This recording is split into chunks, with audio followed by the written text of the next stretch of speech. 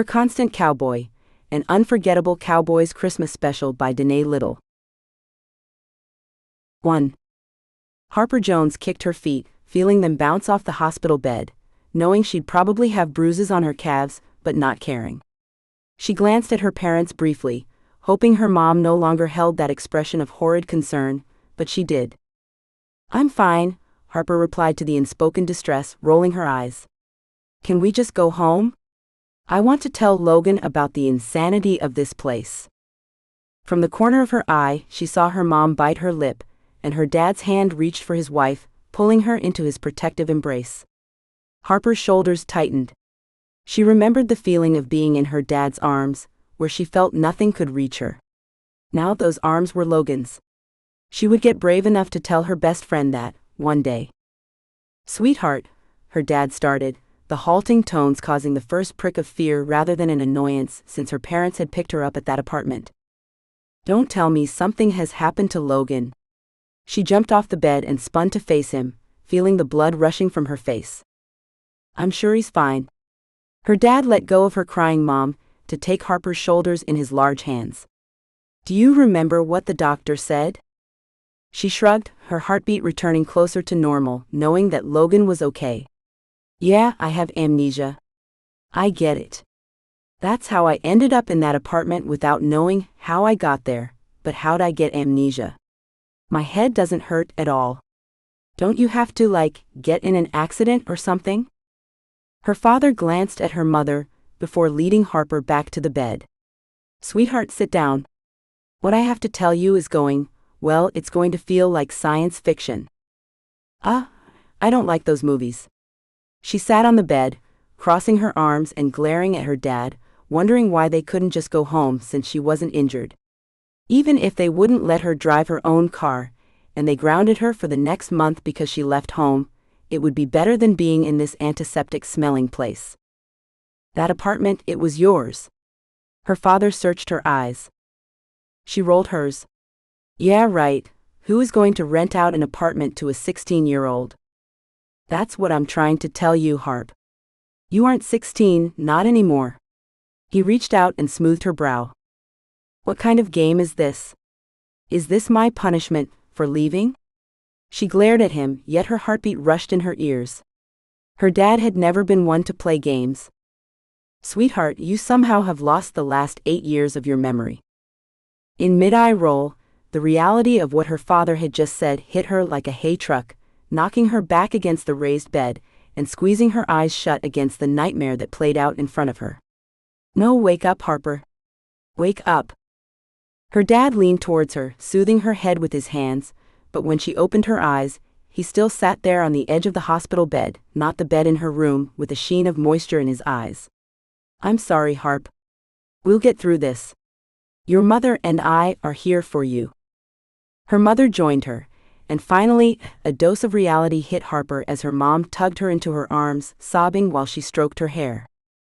Harper allowed her parents to coddle her, but on some level, she still didn't believe them. A weird catatonic-type state overtook her. She responded to questions from her parents, the nurses, the doctor, but it was as if she was on autopilot, and the real her just sat back and watched like it was a mind-numbing movie. Soon enough, they loaded her into her mom's car and headed home. The one thought that gave her hope was Logan. He would set all of this right. He always did, no matter what trouble they had gotten into. She just needed to see Logan. "We grabbed a few things from your apartment, sweetie." Her mom glanced at her from the driver's seat. "Did you want to stop for more? We could call your dad to let him know." She nodded toward the red car driving in front of them on the freeway. Harper shook her head. "I just want to go home." Her mom nodded, biting her lip and blinking rapidly. "I thought I had a silver SUV," Harper said, leaning forward to get a closer look at the sporty red car in front of them. "You did, but you traded it in for that." Her mom jutted her chin toward the car like it symbolized something treacherous. "Oh, I bet it's awful on gas," Harper said, leaning back into her seat. Her mom sputtered as she tried to hold back a laugh. "Well, glad I could get you out of the moppies." Harper smirked. "You're such a trooper, Harper," her mom said, giving her a sad smile. Harper shrugged, watching Denver fade behind them. She had never been a city person. The constant business and all the people made her head spin. She couldn't help sighing with relief as it slowly disappeared. "You aren't worried?" her mom asked. "Should I be?" Harper responded, settling in the seat for the long drive home. A yawn escaped from her as she searched for her phone, before remembering that they hadn't found it. That more than anything seemed off. She was never away from her phone. "When can we get a new phone? My friends are probably going crazy, wondering why I'm not responding." "Soon, sweetie." Harper's eyes drooped as suburbia slowly gave way to fields of kale and broccoli. "Wake me up when we get across the Wyoming border," she said, letting her eyes close. "Sure." Her mom's voice faded as Harper let sleep pull her under. She smirked as she did, telling herself that when she woke up this nightmare would be over and she would be back in her own bed in Pine Ridge, Wyoming, with her school alarm blaring to tell her it was time to wake up and take those silly finals, and see Logan. Logan Miller stood, stretching his back and pushing up his cowboy hat to wipe the sweat threatening his eyes. Even in December, working on the fence had him wishing for ice-cold lemonade and a creek. He glanced back at the tree line at the edge of their property, longing for the frigid waters that wound through the forest. A flash of past dips in those waters burned briefly in his mind's eye before he shoved his hat back on his head. Yet the images still came, sun-bleached hair flying out while she yelled in reckless abandon from the rope swing before letting go and dropping into the spring-fed waters with a splash. She pushed back up out of the water, flinging her long hair out of her freckled face. "Your turn, Lolo. Let's see you beat that cannonball." He shook his head, not wanting to remember, but the memories continued like a soothing balm just out of reach. He had landed next to her, staying underwater until his hands met her smooth legs. He glided his fingers up them, laughter bubbling up through the water when she jumped, and then he tugged, pulling her under and into his arms. They had come up gasping for breath at the same time, their lips only inches apart, her breath warm on his creek-cold face. Everything had always felt right with her in his arms. "Will we always be like this, Lolo?" she had asked him. "I hope so, Harp." "I really do," he had replied. He had been considering leaning in, closing the small gap between them as he had dreamed about for the last couple of years, when a cold splash of water flooded his face and her laughter faded as she swam away. "Get back to work," he muttered to himself, wiping a hand down his face as if he could wipe the memories of Harper Jones out of his mind. He looked up to share a glance with his horse, Jack, who usually eyed him when he started talking to himself, only to remember he brought the mule today, the gas-fed one. "Not even a horse for company," he lamented before bending over to twist the last round of barbed wire. He finished clipping off the ends when his phone vibrated in his back pocket. Pulling it out, he glanced at the screen before swiping to accept the call, letting a smile turn up his lips. "Hey little bro, how are the finals coming?" Logan asked, his smile widening, thinking of his brother putting his brains to good use. One more semester and he'd be graduating, most likely with full honors, and who knows what the kid would do next. Maybe figure out how to save the world. "They're going. It's been a tough semester. How are the cows?" Logan leaned on the fence post, the stress easing with the familiar conversation. "Cows are just fine. It's the bulls that cause so much hassle." Luke laughed. "Just like Dad." Logan's chest constricted, pulling the smile from his lips. He wasn't just like his dad, but he was the closest out of all of them. His dad would never have let defeat claim him as Logan had. "How's the old man doing?" Luke asked. "He's doing surly as ever. That guy can't take sitting still." Logan took off his hat to swat a fly and pushed off the fence to clean up his tools. "Gonna snow next week. Just in time for the parade." "Every year," Logan said, a small smile tugging on his lips again. "You gonna go this year?" "Don't think you and Sis will let me off the hook," Logan grunted, as he hefted the post digger into the back of the mule. "Nah, someone has to force some fun on you." Luke lowered his voice and gave a low whistle. "You've got to see the girls here, bro." "No thanks, but you go enjoy the chase." Just remember, if you find one worthy, you rope her in and bring her home. Don't be making plans to move out to the city for good." "I know," Luke said, and Logan could almost feel the eye roll he gave. "There are better jobs out here, though." Logan clenched his jaw, feeling the hollow burn inside every time he thought of what the city had stolen from him. His mother. His best friend. He wouldn't lose his siblings, too. "Check on sis lately?" "Yeah, she's ready to come home." "For good?" Logan's heart leapt. "Not for break? Though I don't think you have to worry about her going anywhere. She misses Wyatt." Luke stretched out the name and laughed. "Whatever brings her home." Logan thought of Steady Wyatt. The guy worked his family's farm about as loyally as Logan did their ranch. Layla could do a lot worse than that country boy. "Gotta go, bro. See you in a few days," Luke said, his breath quickening, letting Logan know he was walking. "Look forward to it, but Luke, have fun too."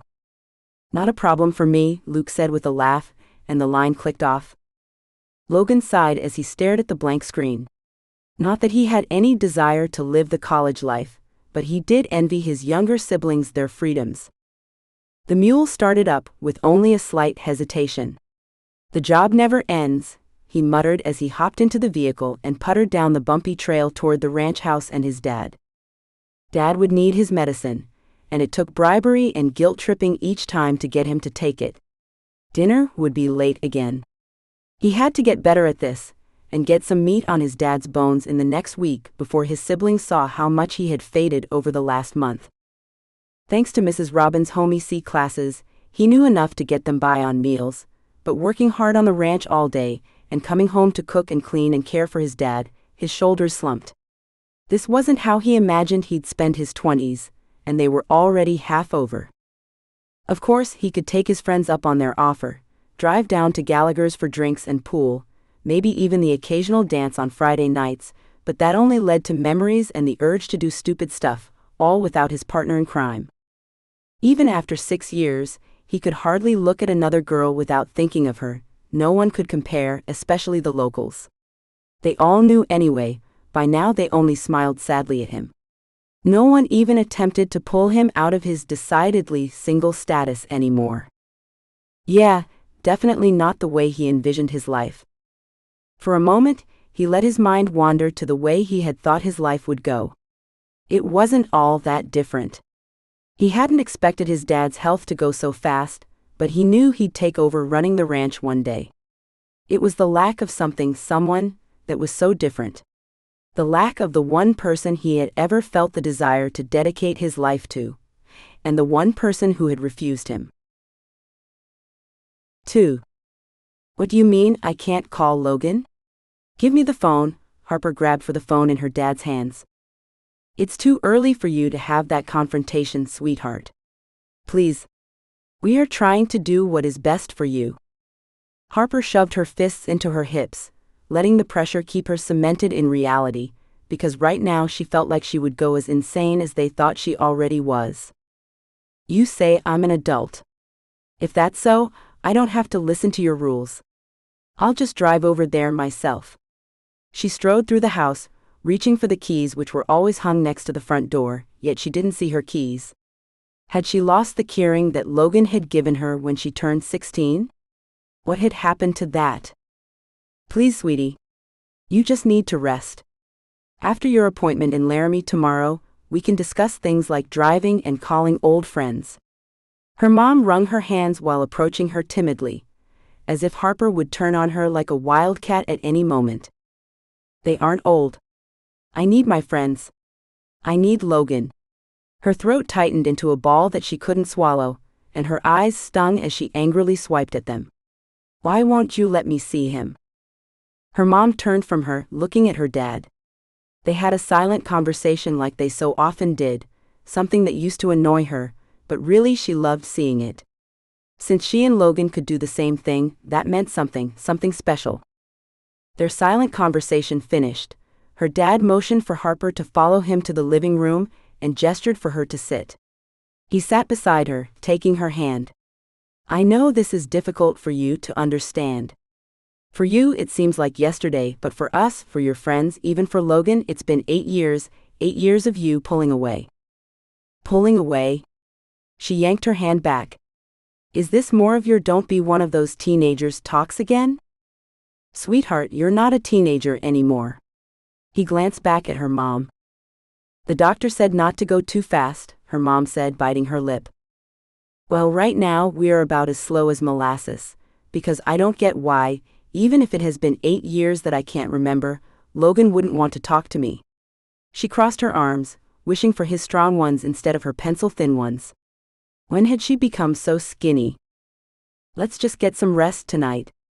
We can talk about it when we have clearer heads in the morning.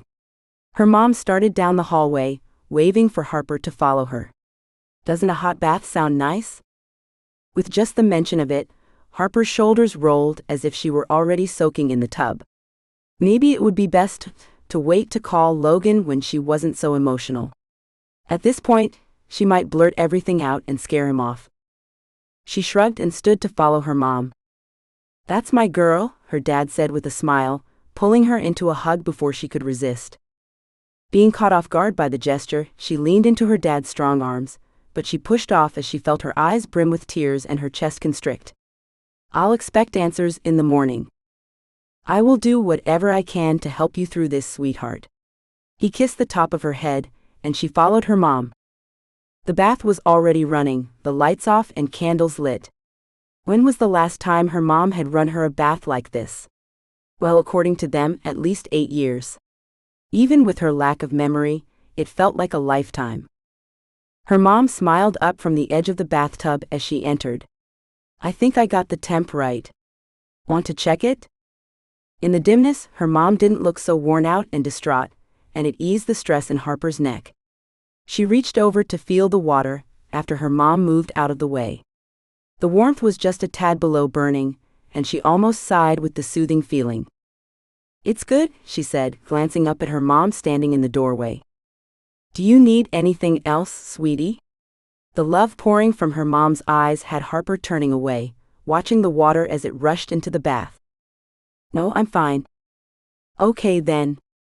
Yell if you need anything, she said, her tone pulling on Harper's heart as she moved out the door, shutting it behind her. Mom? The door opened quickly. Yes, sweetie? Thank you, Harper choked out. Of course. Enjoy your bath. Harper did enjoy her bath. It had always been one of those places where life could melt away, and she could peacefully lie in contentment or daydream about how she wished her life was. 24 from what they said, and living in the city in an apartment, and not a good one at that. She remembered the dingy linoleum hallways and dark stairs that they led her down. Why would she have been in such a slum and by herself? None of it made sense. What could have changed in 8 years to make her life turn out like that, and where in the world was Logan? She shrugged. Tomorrow. She would figure this all out tomorrow. For now, she let her worries soak out of her while she relaxed in the hot water. She breathed in deeply, smelling the soothing scent of lavender and rosemary, and knowing that her mom had added bath salts. The bath soothed her so much, she barely dried off before dressing in her PJs and crawling into her bed in her own room with her things surrounding her. Nothing had changed here. She could almost believe that this really had all been just a nightmare. Logan ran a hand down his face and scrubbed at the couple of days' growth that he had let go the last few mornings. His siblings would be home by tomorrow, and there was too much to do to prepare. He wanted to make them feel happy to be home, happy enough they'd come back to stay when the time came. He scanned the aisles of the local general store, looking for anything that spoke to him of Luke or Layla. Find anything yet? His dad grunted from the next aisle over. No. I should have done this sooner, taken a trip into Laramie or something. Well, they do have this newfangled thing called the internet, his dad wheezed out a laugh. Ha ha, Logan said, but he sighed knowing that it might be time to get connected to the real world as Luke called it. A cell phone, he understood. It was a safety measure, but the internet? A tightness filled his chest as the thought of what that signaled to him. It's not always used for bad, you know. His dad shuffled into the aisle next to him. Logan sighed again and nodded. Then I guess I know what we should get the youngsters. You sound like an old man, his dad said, laughing. And you don't? Logan asked. The difference is, I am an old man. His dad slapped him on the shoulder. You go on and walk across the street to the phone company. I'll grab a few things and wait for you in the truck. Logan eyed him. I'm as fit as a whistle. With another look at his father's complexion and focused eyes, he nodded and made his way out to the phone store. In their small town, their phone company took care of landlines, internet and cell service, and all in one stop without having to travel all the way into Laramie or another larger city. Exiting the store, he glanced down the two-lane highway that wound through their town, crossing easily after one car passed. The kids in the back of the car pointed at the Main Street Christmas decorations, garlands hanging over the street, wreaths on doors of the stores, and large candy canes adorning each post over the covered walkways. Over the next few days, more tourists would arrive to celebrate their small-town Christmas parade. It had grown over the years, but not so much that it had lost its appeal. It still spoke of his childhood and teenage years, of someone he missed, even though he hated to admit it. He growled as he stepped onto the sidewalk across from the general store. The last few days, he couldn't get Harper off his mind. It was enough to make him as surly as his father. Penny, a gal he knew from school, sat behind the desk in the phone company. Hey Logan, how are ya? Doing, Penny. You? Oh, same old, same old. Getting ready for the parade. Parker is helping his little brother with the football float this year, and the girls are excited about the parade. Parker had been of his buddies in school, still was, he guessed, but since he married Penny, Logan didn't see much of the guy. That's nice, he said, stopping in front of the desk and looping his thumbs in his pockets. What can I help you with?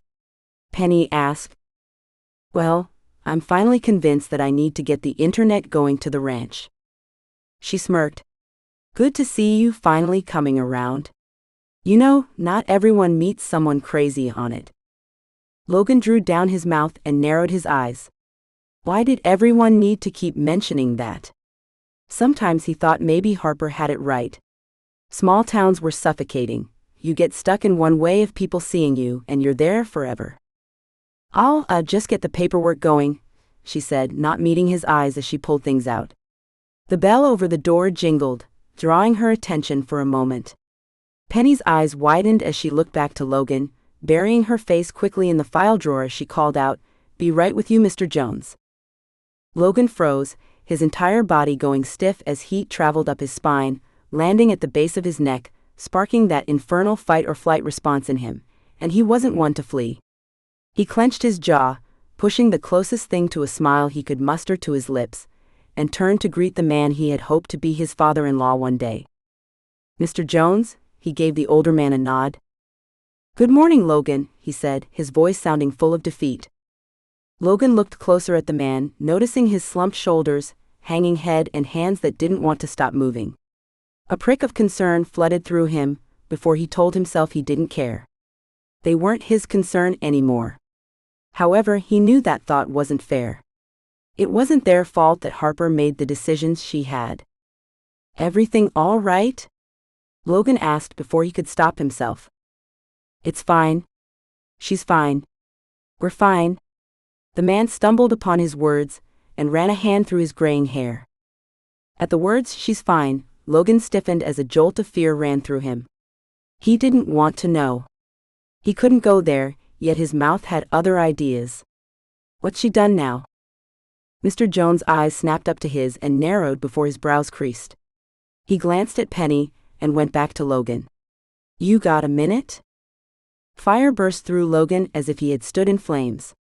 His mind yelled at him to flee, run, that there was nothing but pain in following the man outside, but his body didn't listen, following the older man like an obedient puppy. He watched Penny look up, her lips pursed as they walked out into the cool air. Snow's coming soon. Mr. Jones flipped up the collar on his jacket. Lay it to me straight, Logan commanded, wishing he had never followed the man out. We don't know what happened, but Harper has amnesia. Logan's chest constricted. She had an accident? Mr. Jones shook his head. That's the strangest thing, no accident, no physical injuries whatsoever. Her roommate found her huddled in a corner of their apartment, rocking back and forth, not knowing how she got there. Logan scratched his chin, trying to bring feeling back to his face, trying to do anything to keep on breathing. Drugs? Mr. Jones shook his head. I wouldn't want to think of my girl stooping to that level, but they ran the tests just to be sure. She's clean. Nothing, not even any traces of alcohol or anything. Logan's shoulders relaxed slightly. Harper had stopped acting like herself, but he didn't want to think she would have involved herself in anything like that either. It's not just another game? Logan never thought the bit of drama queen tendencies that Harper had would ever become as elaborate as pretending to have amnesia, but he hadn't spoken with her for 6 years. Who knew how bad things had become? Mr. Jones shook his head, his shoulders slumping. The stunts she and you, he glanced up at Logan, used to play were nothing like this. Then she always had a twinkle in her eye, and I knew she was up to something. A shiver ran through the older man, leaving him shaking out his hands. No, there is no joking about this one. She thinks she's still 16. Logan stiffened, watching Mr. Jones earnestly. 16? Yes, she can't remember anything between then and now. She thinks she's still in high school and…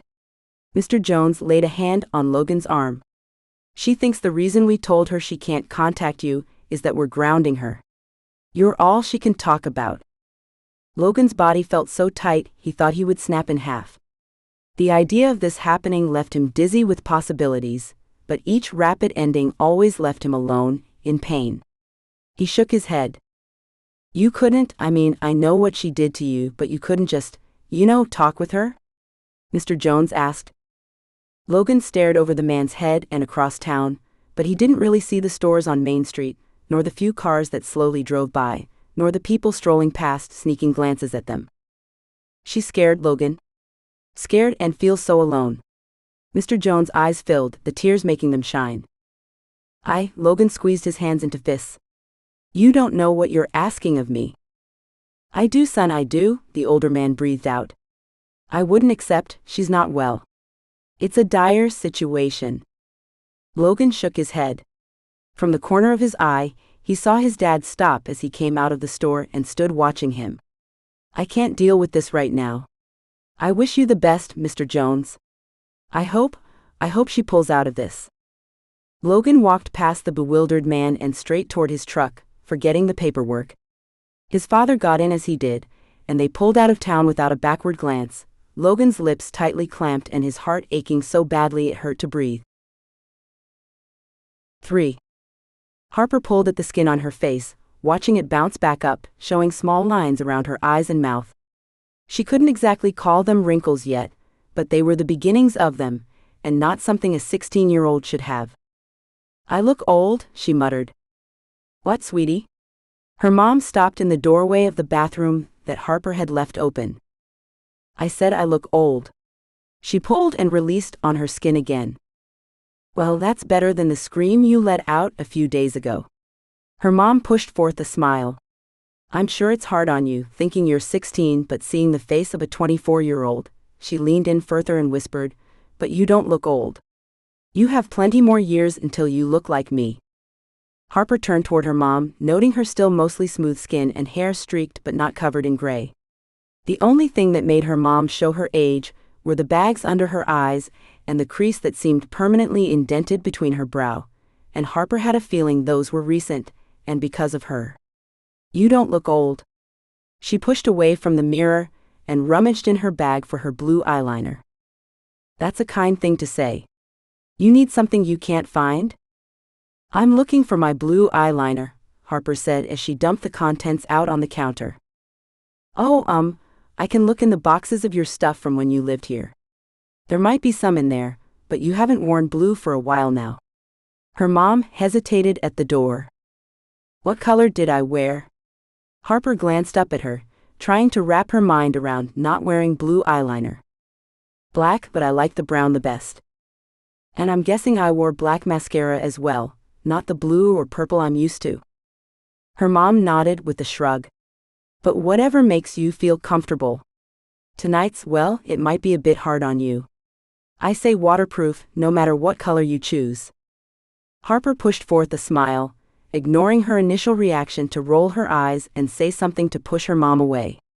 Maybe I can look at a recent picture of myself? Her mom's eyes brightened. Sure. I'll grab the photo album where I put the pictures from this last summer, when you came for a visit. But it's almost Christmas. Harper bit her lip. Didn't I come home for Thanksgiving? You always get pictures at the holidays. Her mom paused, taking a moment before she turned back to her. You didn't come home for Thanksgiving this year.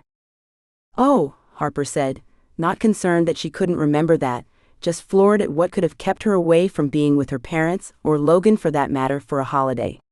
Well, I'm here now. Her mom smiled, reaching out to touch her arm. Yes, you are. She gave Harper's arm a little squeeze, before turning back down the hall. Harper sifted through the makeup she had dumped out of her bag, mostly browns and black with a few golden and pink eyeshadows. Boring. She stood back from the mirror to see more of her outfit. Luckily, she had found the soft red sweater that Logan had given her last year, well, the last year she could remember. Though she filled it out much better now. She turned, looking at her womanly curves, her mom catching her as she returned with a photo album in hand. When did I get these?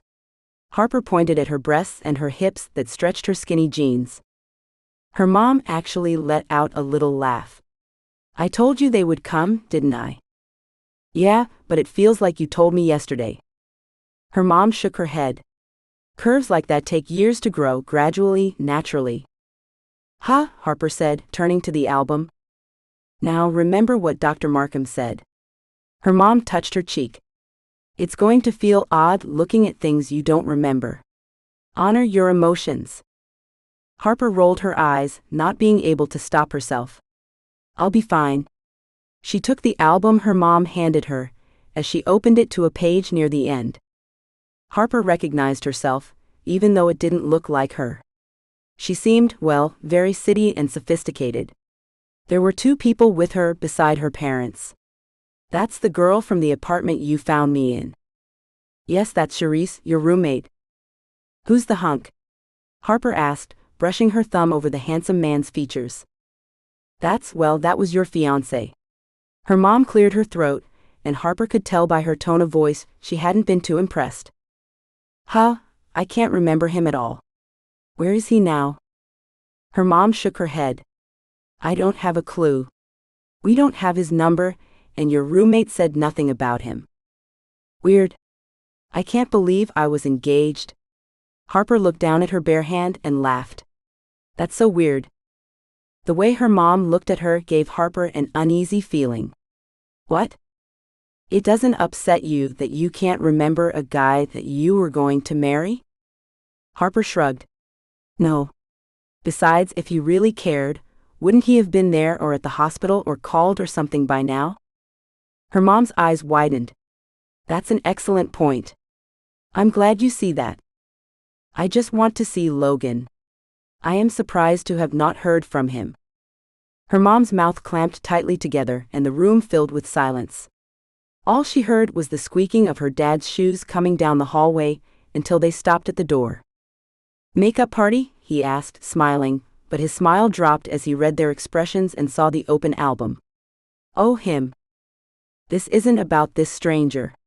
Harper flipped the album over to the beginning, opening to a picture of her and Logan on horseback. It's about him. I see, her dad said, clearing his throat. What aren't you two telling me? Where is Logan? Her chest fluttered in panic and her knees suddenly felt so weak, she set down the album and grabbed the counter. Why don't we sit down in the living room? Her dad reached past her mom and grabbed Harper's elbow. This isn't going to be easy. Harper allowed him to lead her to the couch, her chest constricting so much she couldn't seem to draw in a breath. Tell me before I pass out from fright. Her mom sat next to her and her dad opposite her, where he patted her knee. We've already told you our relationship with you these last 7 years have been strained. I thought you said it's been 8 years. Harper rubbed her temples. I know this is confusing. Her dad drew in a breath. You don't remember the last 8 years, but you didn't start pulling away until 7 years ago, and you moved away 6 years ago after graduation. Harper nodded, wrapping her mind around the timeline. Of course, their relationship would be strained if she had moved to the city and barely come home. No one expected her to leave their small town, especially herself. Well, that time has also been strained with Logan. For 7 years? Even before I left Pine Ridge? Harper spat out in disbelief. The longest fight they had lasted maybe 6 days, and that was the worst, like death itself. Yes, her dad said in a very finite and factual way. Your decisions, they hurt all of us. Harper said and slammed back into the cushions. How can you hold me responsible for something I don't even remember? Maybe I had good reasons? Her dad simply lifted an eyebrow. Fine. I'm the bad guy, but really, Logan is still mad at me for all those years? You really hurt him, sweetheart. Her dad dropped his gaze, looking down at his hands. Harper's stomach turned. For the first time, she worried about what she couldn't remember. What had she done that was horrid enough to turn her best friend against her? Logan wrapped an arm around his brother and sister after telling his dad goodbye for the evening. He stood a head taller than his sister and still had his younger brother by a couple of inches. So good to have you two home, he said, walking them to the truck. You're both riding with me, right? Yeah, his sister said, climbing into his truck, and once he was in and started the engine, she continued, but Wyatt will bring me home later. He's meeting us there. You're making me share you already? Logan whined as he pulled down their driveway, but he turned a good-natured smile her way. She rolled her eyes. You better get used to it. I have a feeling this might be the time he makes it official. You mean he's going to ask you to go steady? Luke teased. She shoved him, which pushed her back into Logan, who said, Geez, years away from home and you two still fight like you're 10 and 12. Luke laughed. I don't think I'll ever outgrow giving sis a hard time. Wonderful, Layla muttered.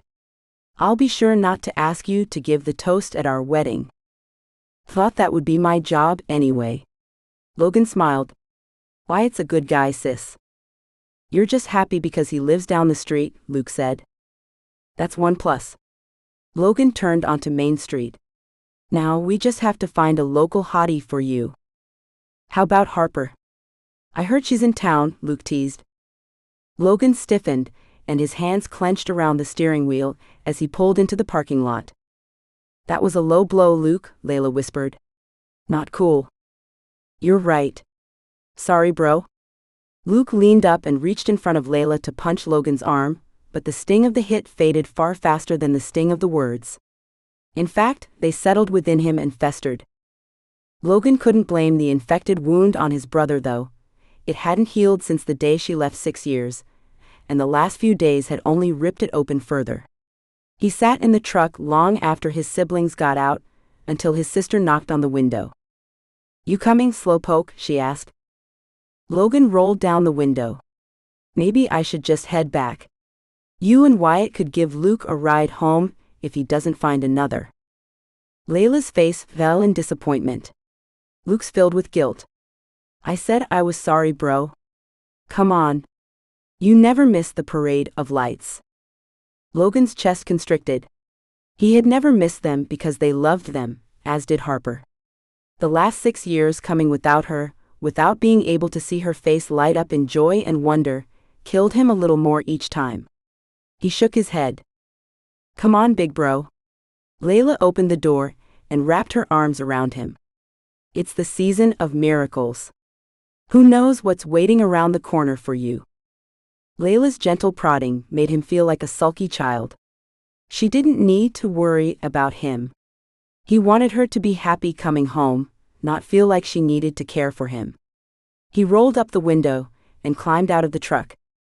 I swear she could talk a grizzly out of his dinner, Wyatt said, rounding the truck. The guy reached over for Logan's hand, but Layla flung herself on her boyfriend first. "That's why I'm studying to be a lawyer," she said, wrapping her arms around the cowboy. "I've missed you. Come on, Luke. Let's give these two time to say hello."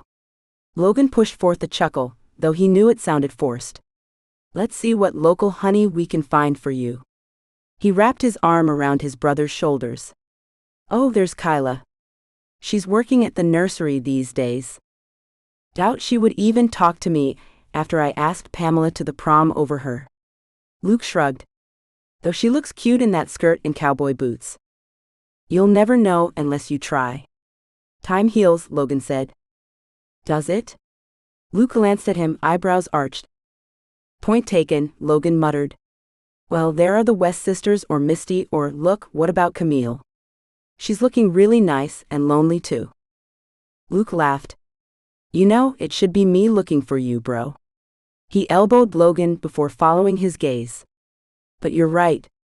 Camille is looking good. She's still helping her dad with the cheeses?" "Uh-huh, all the cheese you want. Think about it." Logan knocked into him. "Go on. Talk to her before it gets too loud. I see the first float starting." Luke glared at him, but then he strode across the way to talk to the girl. Logan's chest warmed. If he could keep his siblings' clothes, it would all be worth it. He stood basking in his glory, until he heard a small, timid voice behind him.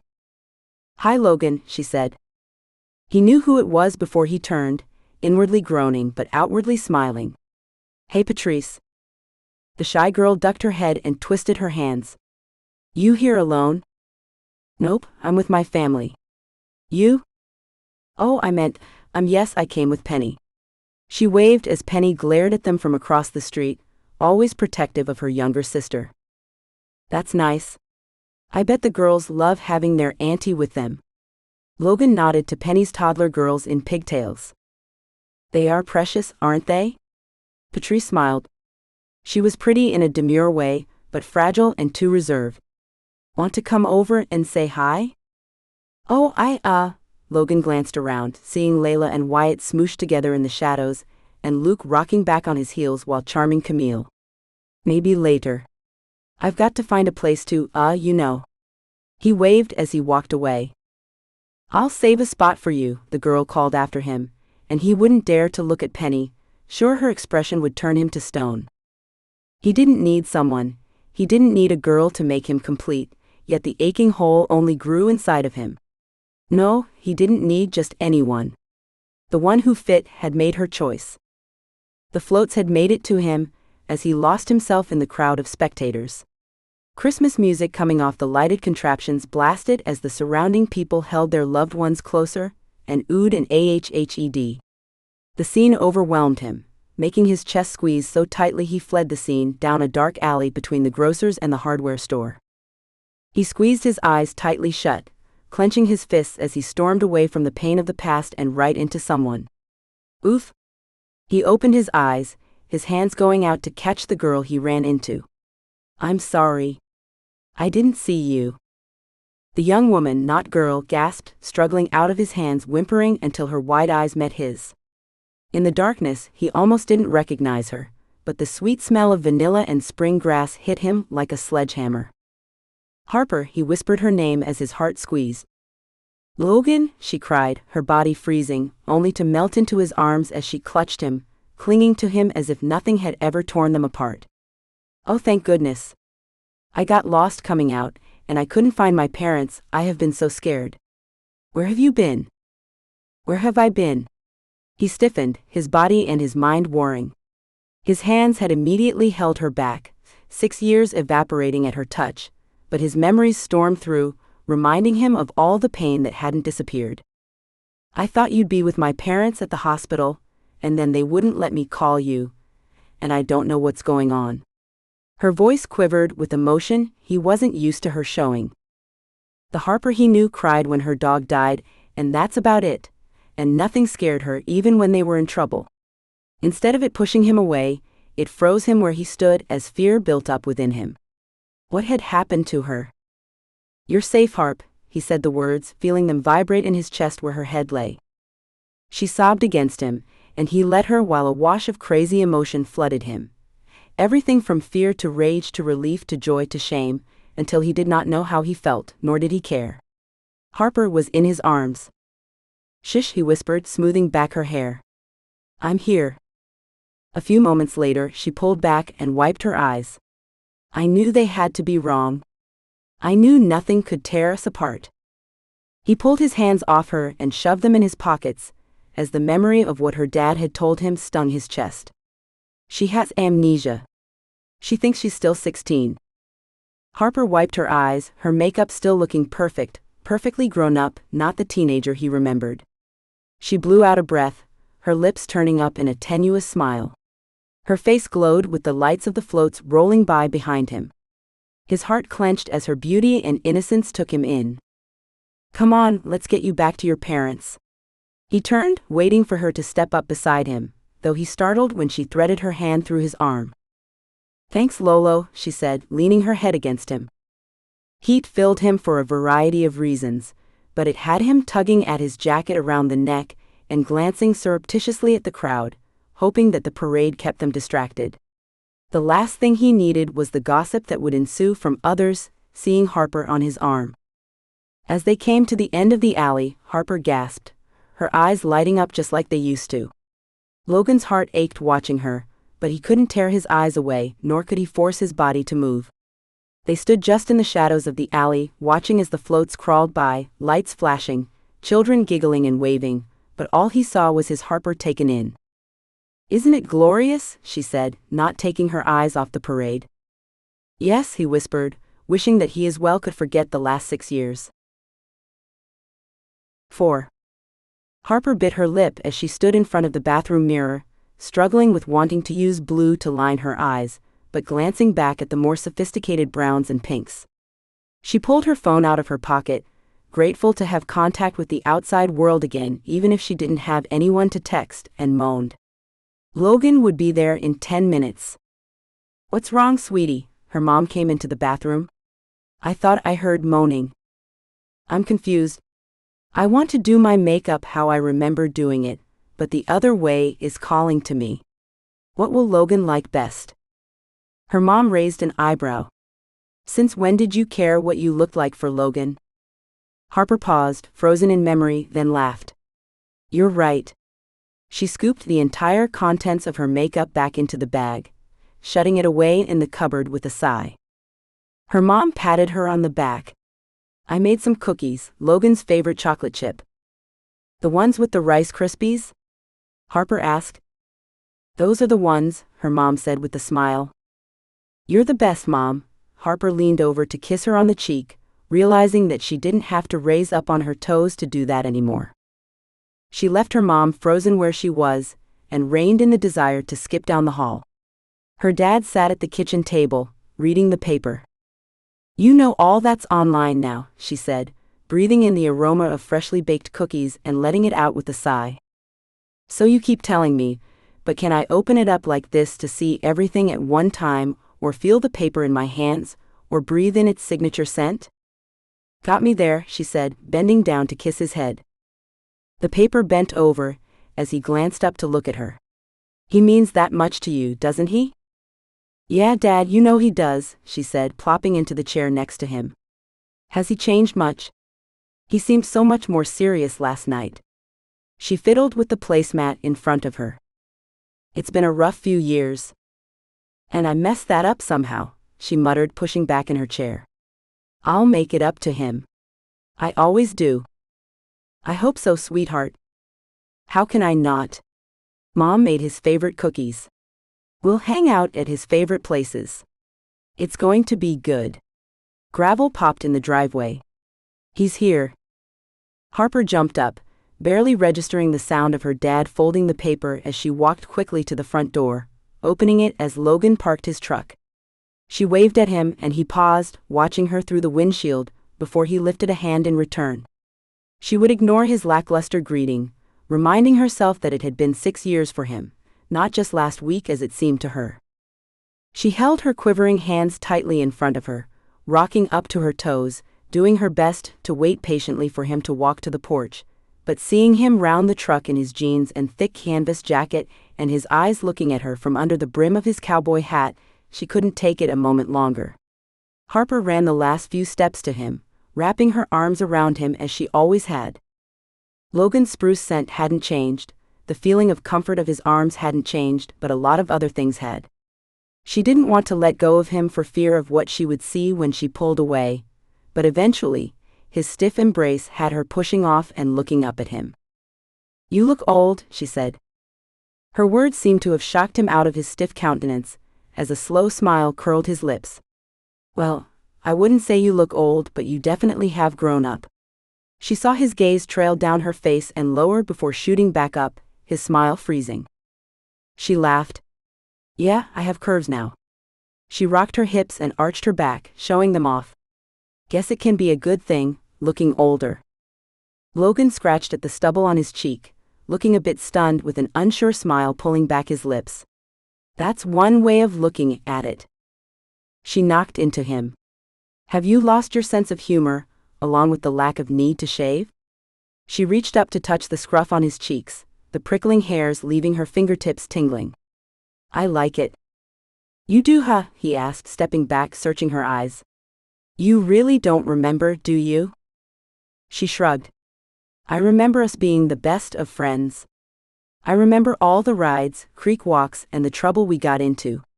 What else is there to remember?" She glanced at him, but the warring look in his eyes made her turn away quickly. She didn't want to think that anything had changed between them. It would break her spirit, or was it her heart? "Come on," she said, grabbing his hand. "Mom made your favorite cookies. They're smelling up the house, and making me wish I had lost the memory of my manners and had eaten them before you arrived." She felt Logan hesitate, but with one more tug, he followed her inside. "See," she said as the aroma of cookies greeted them. "Doesn't it smell delicious?" "Yes," he said, but he wasn't looking at her. He nodded a greeting to her parents, who looked like they wanted to cry. "Hello, Mr. and Mrs. Jones." Her mom hesitated for only a moment, before wrapping him in a hug. "You've gotten so tall, Logan," she said, pushing back and wiping her eyes. "Thank you for coming." Her dad shook his hand like Logan was the president, gracing him with a visit. Harper rolled her eyes. "You guys act like this is a big deal. Lolo always comes over." Her mom bit her lips, and her dad gave Logan's hand one more squeeze before touching her arm. "Sweetheart, remember it's been 6 years or 8 years, however you look at it," she muttered. "I get it. I'm going to get us cookies. You do still like milk, don't you?" She glanced back at Logan, who nodded, a curious expression coming over his handsome features. When did he start looking like a real man? Once she was out of the entryway and in the kitchen, she heard his low, lower than normal voice. It doesn't bother her that she can't remember the last 8 years? "No," her mom said, her voice choked. "The doctor said that it's normal for her type of amnesia." "There are different types?" Logan's voice sounded perplexed and overwhelmed. "Yeah, the doctors believe she has dissociative amnesia," her dad added. "We do not know what could have brought it on, and the roommate has been no help," her mom said. Harper rolled her eyes as she poured the milk, but irritation built up inside of her. It wasn't okay for them to talk about her like she wasn't there, like she was a child. Was she still rooming with Charisse? Logan's voice came out almost a growl. She didn't hear a response, so she could only assume her parents had nodded. What made them all hate her roommate so much? She rolled her shoulders, telling herself she didn't care as she picked up the plate of cookies and glasses of milk, sticking her tongue out in an effort not to drop them. "What can help her remember?" Logan asked. Harper quickened her pace, entering the room before her parents had the chance to respond. "Come on, let's eat on the back deck. My parents bought a heater lamp. It's pretty cool. Maybe we'll see the first snowflakes fall." "Then you should have hot chocolate rather than milk," her mom said, taking the glasses from her. "Hot chocolate sounds good," Logan said, his eyebrows pulling together as he looked at her. "Want to come help?" her mom asked her. She handed Logan the cookies and folded her arms across her chest. "Why?" So Dad can blab to Logan about me? Sweetheart, Logan only wants to understand. Her dad reached to touch her arm. Well, if I'm the adult everyone says, then you should treat me like it. I can tell him myself. She glared at her parents, and then softened her gaze to Logan. Okay. Of course, he said, bending over to breathe in the scent of the cookies. Thank you for the cookies, Mrs. Jones. I have missed them. We have missed you, dear. Her mom blinked. Go on, she nodded toward the slider door out to the deck. I'll bring hot chocolate as soon as it's ready. Harper already moved that way, glancing back at Logan as she slid the door open. Come on. Bringing the plate with him, he followed her out and they settled on the porch swing. Harper sighed and leaned into Logan. This is what I've needed. Logan gulped past the emotions building up within him. He warred with wanting to bring Harper into his arms and confronting her, asking why she had hurt him, why she had left him alone for the last 6 years. Yet, she wouldn't remember that. To her, it was the year before chaos had dropped in to ruin their lives. The cookie he ate, though delicious, stuck in his throat the moment Harper had leaned into him, and he wished they had just kept the glasses of milk. He sat there stiffly, awkwardness creeping up his spine and into his limbs as he shifted his feet enough to make them swing back and forth. When the slider swished open, heat traveled up his neck, as he feared what Mrs. Jones would say when he saw Harper curled up against him. He cleared his throat and shifted. Harper sat up. You even put whipped cream on them. She jumped off the swing, causing Logan to have to set down his feet to keep it from propelling back into her. What shocked him, though, was Harper kissing her mom on the cheek and giving gratitude so freely. She might not have remembered the last 8 years, but she had matured. Her mom glowed as Harper took the mugs from her. Mrs. Jones met Logan's eyes, she shrugged. Some changes have been really nice. What's that supposed to mean? Harper asked as she handed him a mug. Oh, nothing, sweetie. You just enjoy your company. Mrs. Jones winked at Logan and eased herself back inside the house. Moms, Harper said and rolled her eyes. Oh, I mean, hey, how is your dad doing? Logan did his best not to cringe, but mentions of his mom always closed off pathways inside of him. The memory of her leaving, without a trace, with no contact or word, nothing hurt worse. He caught Harper's concerned gaze, and he realized there had been one thing that hurt worse. Tell me what happened. He searched her eyes. Wow, direct and to the point. You won't tell me how your dad is, she asked. He's doing, Logan said, shifting his position so he faced toward her. The hot cocoa cleared his throat, warming him from the inside out. He had a hard time not feeling like the old days with hot chocolate, cookies, and Harper looking at him the way she was right now, a spirited expression with a spark of mischief in her eyes, along with something deeper, a way that no one else had looked at him, ever. Well, I miss the old man. Harper, he warned. Fine? She huffed and sat back in her seat, drawing her legs into a crisscross position. You know, this isn't as easy as I feel it should be. Telling me, he asked. No, crossing my legs like this. I'm going to have to start yoga or something. He narrowed his eyes. Okay. There isn't much to tell. It was like I woke up in a dream, in an apartment in the city, Denver. It was so loud there, cars honking, people yelling, motors going by right outside the window. I didn't know where I was or how I got there. No one was there, just me. She looked at him with big doe eyes. I was so scared, Lolo. You're not scared of anything, he said, unable to keep the depth from his voice. What happened then? I looked for my phone to call you, but I couldn't find it. I couldn't find any phone. Did you try to leave? He asked, his body tensing. I did, but when I opened the door, there was a group of guys pushing another guy against the wall. One of them yelled at me to get back inside, so I did, bolting the door behind me. Logan's hands clenched into fists as fury ripped through his muscles. Harper had been terrified and feeling trapped, and he hadn't been there. Finally, that gal my parents say was my roommate, Charisse or Clarissa or something, came into the apartment. She ran over to me, telling me she was sorry, asking if I was okay, but I didn't know her and it only frightened me more. If I ever get my hands on that girl, he muttered mostly under his breath, but Harper had heard and cocked her head. What is it about her that makes everyone so angry? Logan puffed out a breath, drew in another and blew it out as well before he could speak. She's the reason behind all of this, behind everything bad in your life. How just her? Harper cocked her head as if considering if one person could cause everything bad in someone's life. Did she tell you why she was sorry? What did she do to you this time? He pushed out of the swing, hearing it slam against the wall but not caring as he paced the deck. She didn't. Nothing that made any sense to me, at least. She called my parents. I guess that's something good, right? About the only thing, he said between clenched teeth. My parents took me to the hospital, thinking that I had gotten into an accident, but there is no evidence of me being physically hurt. So they think it's psychological? She shrugged. Or emotional, we don't know. Supposedly, I might just remember at any moment. That froze him. So you will be able to remember these last 8 years again? Likely, but not for sure.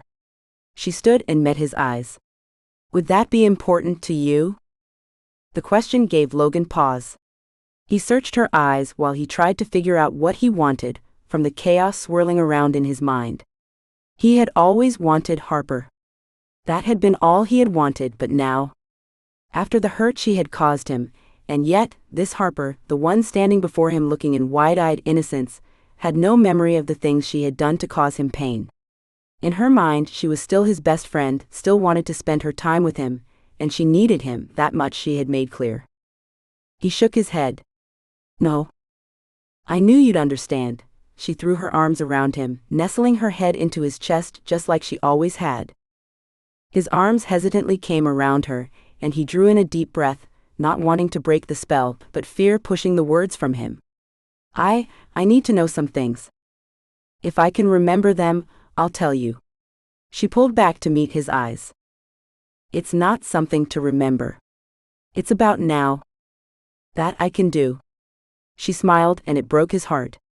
Or maybe the pain was more like breaking the shield he had worked so hard to put in place. I need you to promise me that if you remember things, you'll tell me. She nodded. Absolutely. I need you to be honest with me as things come up.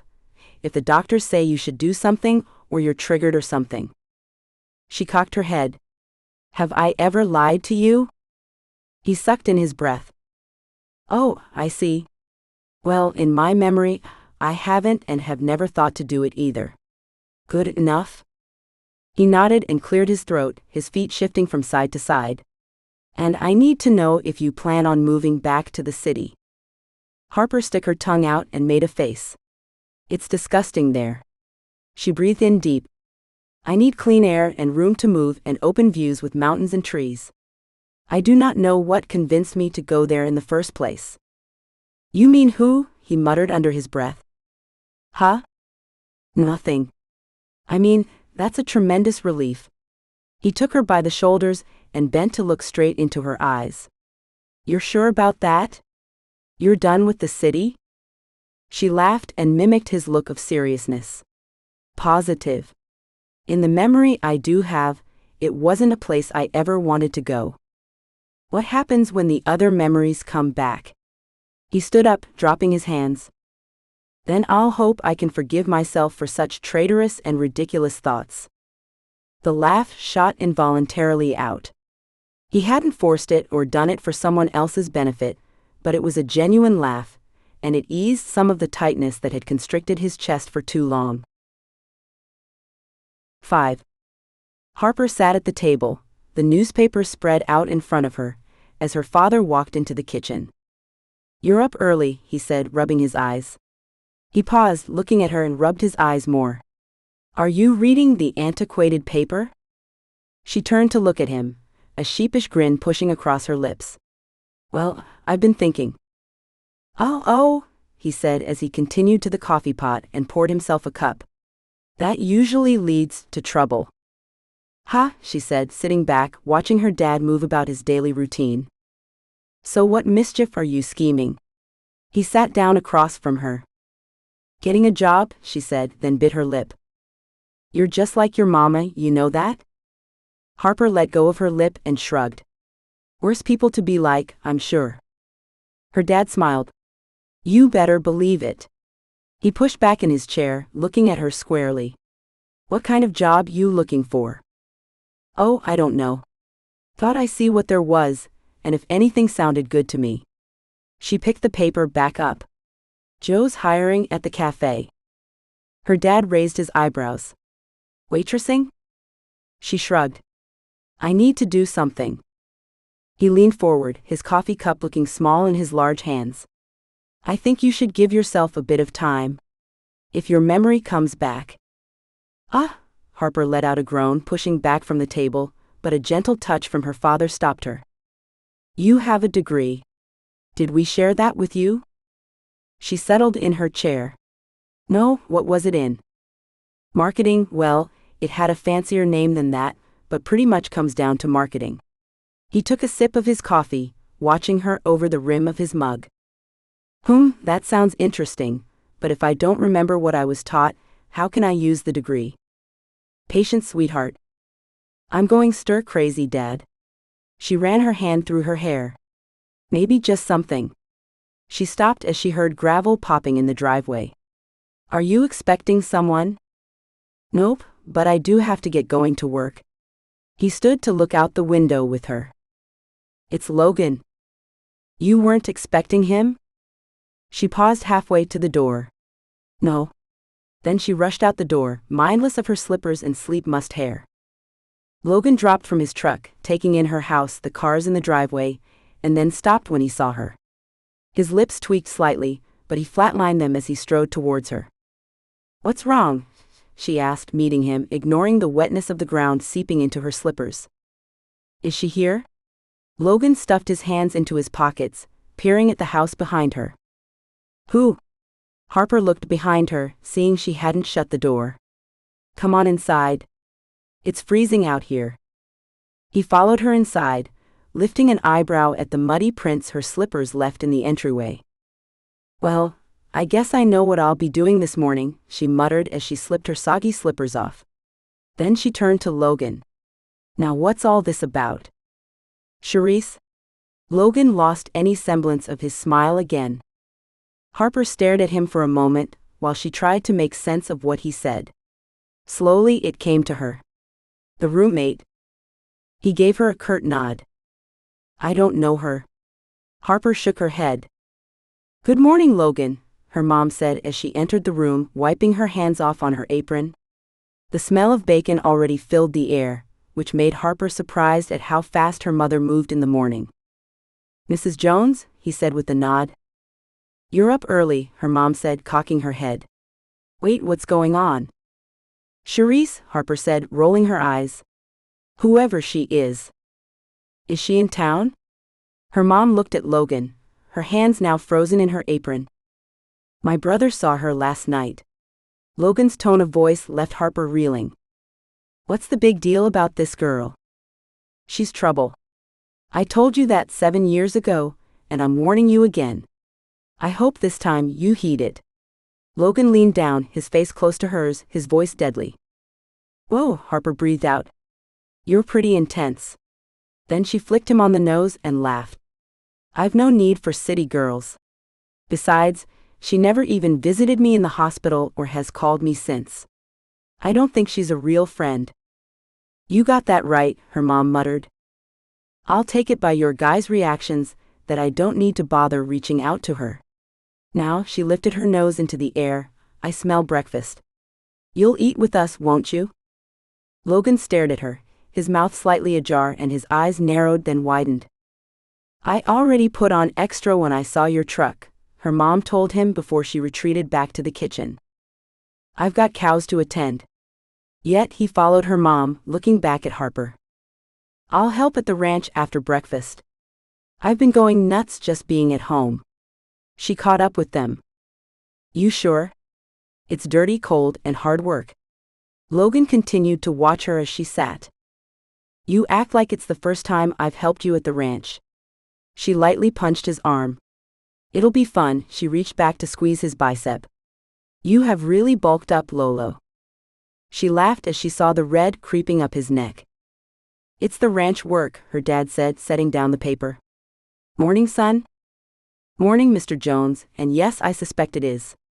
Not like I have time for trips to Laramie to go to the gym. He smiled, though he still held an expression of confusion. Throughout breakfast, Logan kept glancing back at Harper like he didn't know how to read her. She shrugged off the thought as she changed into her old work jeans, layers, and a sweatshirt, or should she say squeezed into them. Her mind instead went to wondering about this Charisse. Why did the mention of this gal anger the ones she loved most in the world? She kissed her parents goodbye and met Logan outside. Oh. Logan cleared his throat as she came out to the truck to meet him. Jeans from when? Well, from a while back? She glanced down and tugged at the waistband digging into her hips. Yeah, guess I've put on a few pounds. I'm not sure you put on weight, it just, well, resituated itself. Logan tugged on his jacket. Want to hit Shelley's before we go to the ranch? What? Harper said, spinning around to give him the full effect. You don't like the way they look? Logan cleared his throat again and scratched his cheek. It's not that. It's just that, well, it will make working hard. She leaned over the bed of the truck toward him. For me or for you? Laughing, she climbed into the truck, turning toward him as he sat in the driver's seat. Shelley's it is. Logan kept surreptitiously glancing at her as they drove into town and straight to Shelley's Western wear and tack store. It was the only place in town to buy clothes, so many of them wore the same outfits. Having such a little selection made school dances difficult. Well, it had. Her shoulders slumped as the thought hit her hard. Logan had already got out of the truck and now opened her door. Second thoughts? She shook her head. No, it's just that I think some of this is finally sinking in. I'm not in school anymore, there won't be any more parties and no more school dances. Logan's lips quirked. He tried to thin them, before he started sputtering and covered his mouth. I'm sorry, Harp. He laughed a bit more, then wiped a hand down his face. I'm sorry. She glared at him. I'm sorry. It's just you've lost 8 years of your life and you're sad about school dances. Tears stung her eyes and she crossed her arms. Well, it's the only time you'll ever dance with me. Then she threw a hand over her mouth, before realizing that would give her away, and crossed them again, resorting to her glare. It took a moment before Logan stopped laughing, but when he did, his smile almost made it all worth it. He gently swiped at the lone tear that had made it out of her eye. You want to dance? She nodded, feeling her lower lip jutting out. Okay, we'll go to the Christmas ball. Harper gasped, her hands reaching up to grab his that still rested on her cheek. Really? You'll really take me to the Christmas ball? Do I go against my word? His tone turned slightly serious. No, not the Lolo I know. She dropped from the truck and squeezed him against her, noting the rippling muscles under her chest and face. Suddenly, she realized that dancing with Logan would be a lot different now. Logan adjusted the collar on his dress shirt. He had tried to wear the one Harper had given him to wear for their junior prom, but he couldn't get the buttons to close. He laughed out loud, thinking of how Harper had looked in her old jeans. What's so funny, bro? Luke asked as he walked by his bedroom door. Nothing, Logan said, finishing up the buttons on his newer shirt, still the same deep burgundy that Harper had given him years ago. Well, nothing is making you smile like I haven't seen in years. Logan tried to straighten his expression as he glanced at his brother. You're not ready? Some of us don't need an hour to spruce up, Luke said, punching his brother. I told Camille I'd pick her up at 7. You're headed out early. Who are you going with, anyway? Logan cleared his throat and muttered, Harper, as he did. What? Luke stepped fully into his room. I thought I heard you say, Harper. Logan set his black felt cowboy hat on his head and looked at himself in the mirror. You did. Logan, are you sure you want to go through this again? Luke looked back out the door. It's different this time. He turned toward his little brother. Wait until Sis hears this, there might just be a cat fight. Luke squeezed his arm. I'm serious. I said it's different. You better tell her that too. He started out of the room, but turned back with a sigh. Look, it's not my story to tell, but you guys would understand if you knew what had happened. I'm asking you to trust me. Logan fled the room, continuing right past Layla's shut door with only a slight hesitation and urge to explain his actions, but shook his head, not wanting to get into a fight, continuing on to where his father watched the game in his recliner. Enjoy the game, Dad. Leftovers for dinner. Easy to microwave up. I got it, son, he said as Logan squeezed his shoulder. Sure you don't want to come? Wasn't my cup of tea 20 years ago and nothing has changed since, he said.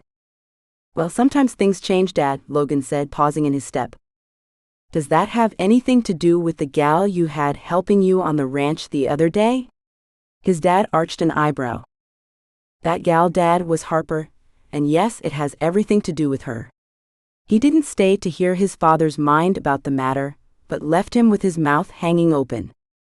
On the drive to Harper's, he mulled it over. Was he being dumb, letting her back in? Yet, if he were honest, he would acknowledge that she had never left his heart, as much as he had wished her presence away. He shook his head. No, God had given them a second chance. Logan didn't know if he had done something to deserve it, or if she had, or if it was just grace, but he would ensure that he took full advantage of it. He rocked back on his heels while he waited for someone to open the door, feeling silly holding the poinsettias in his hand as Mr. Jones appeared. Good evening, Logan. Mr. Jones eyed the flowers as he opened the door wider for him to enter. The girls are almost ready. Girls? Logan tensed. My wife and Harper. You know we could have brought her with us and saved you a trip all the way out here, but Harper said something about traditions. Logan's shoulders relaxed with the understanding that no one else was there. Yeah, she wanted to continue a tradition of ours that we used to do before school dances. Oh, Mr. Jones looked at him, but when Logan didn't continue, he nodded. Well, I'll save you the talk. You are both adults now. Logan chuckled nervously. Thanks. Logan had always thought it odd that Harper's dad insisted on giving him the talk before dances when Harper and Logan were together most of the time, and unchaperoned at that, and plainly just friends, but that in itself was a tradition. Logan shifted his weight, the old nervousness returning. The normal chant of "Play it cool" repeated in his head, just like it had for all the high school dances. They attended each one together, until the end when everything changed, but they always went as friends, and always he had to swallow his reaction at the sight of her and play it off. He turned toward the living room, noticing they had decorated for Christmas, the tree holding ornaments that he and Harper had made from the time they met in preschool and every year since, well, except the last several. His eyes stung, and he blinked them rapidly as he heard the sounds of heels coming down the hall. When he turned, Playing It Cool jumped out the window and galloped down the road. Holy hotness, he muttered and sucked in a breath. The Harper that stood in front of him was not his 16-year-old best friend, but the most beautiful woman he had ever laid eyes on. Her black and red silky dress hugged her in a modest, but very appealing way. Her hair hung down in long waves, and the slight makeup she had put on only accentuated her eyes, rosy cheeks and full red lips. A blush colored her cheeks even more as she smiled shyly at him. Then she laughed, her carefree, contagious laugh, as she came up to wrap him in a hug, the smell of vanilla and spring grass intoxicating his mind. Did you really say, holy hotness? Embarrassingly so, he whispered back before she pulled away. He shook his head. No, tonight playing it cool wouldn't work. Tonight he had the feeling it would be an all-or-nothing type of event. These for me or my mom? Harper glanced at the flowers, biting her lip. Logan handed them to her with a whisper. I forgot some for you, Mom. It's okay, we can share them, she said, but the smile she gave him left his heart leaping. It was the first time he had actually said the flowers were for her. Always, he had lost the nerve and had given them to her mom. Well, let's go before my parents start scheming out loud. She gave her parents kisses. See you soon? Drive safe, her dad called after them. Always, Logan said as he waved, racing to beat Harper to the truck and opening the door. Your chariot, my lady. Harper tilted her head to the side, reading his eyes as she carefully pulled herself into the truck, tucking the long folds of her dress in with her. She continued to watch him as he pulled out onto the road towards town. What? He asked. Everything okay? Of course, why? Well, first the hotness comment. She glanced away, and in the dashboard lights he could see the blush blooming on her cheeks, then the flowers and the door. He gripped the steering wheel, his mind and heart at war, but he already knew which would win. Things have changed, Harp. So everyone keeps telling me, but I don't feel different. I mean, I look different, but the way I feel, she blew out a breath, never mind. No what? He glanced at her as he pulled onto the dirt road before town, the truck bouncing over the ridges. Harper kept her eyes focused out the window, remaining silent as they rocked their way up to the water tower dressed up in red and white lights. He had been secretly glad that she had mentioned coming up here.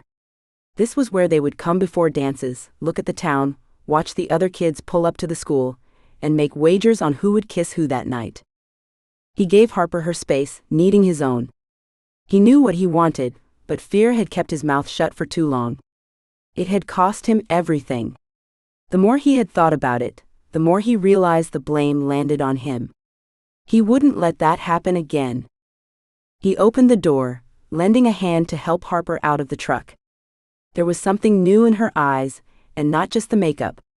He thought he had seen it when they first made eye contact at the house, and here it was again. Searching her eyes, he shook his head, realizing it was the same old Harper, just a little more grown up.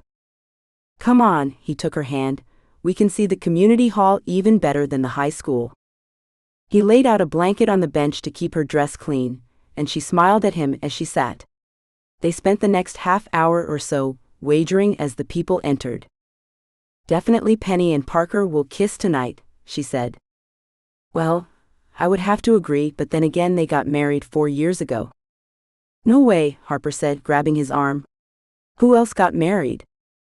Well, Lisa and John and Megan and Leon, he said. We saw that one coming. And Carter and Tiffany, and Joelle married a newcomer named Sean. That's most of our friends. They're all married? What about your brother and sister? Are they married? She choked, meeting his eyes. Are you? Logan laughed.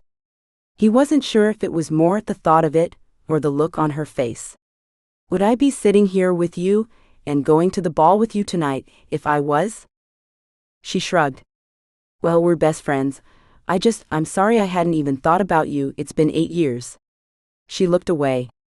If I'm stopping you from? Things change, Harp, he said, reaching out and cupping her cheek until she met his gaze, but not everything. 6. Harper hadn't been prepared for the lingering stares, full of suspicion, when she walked into the Christmas ball with Logan. Their old friends kept their distance, and everyone stared.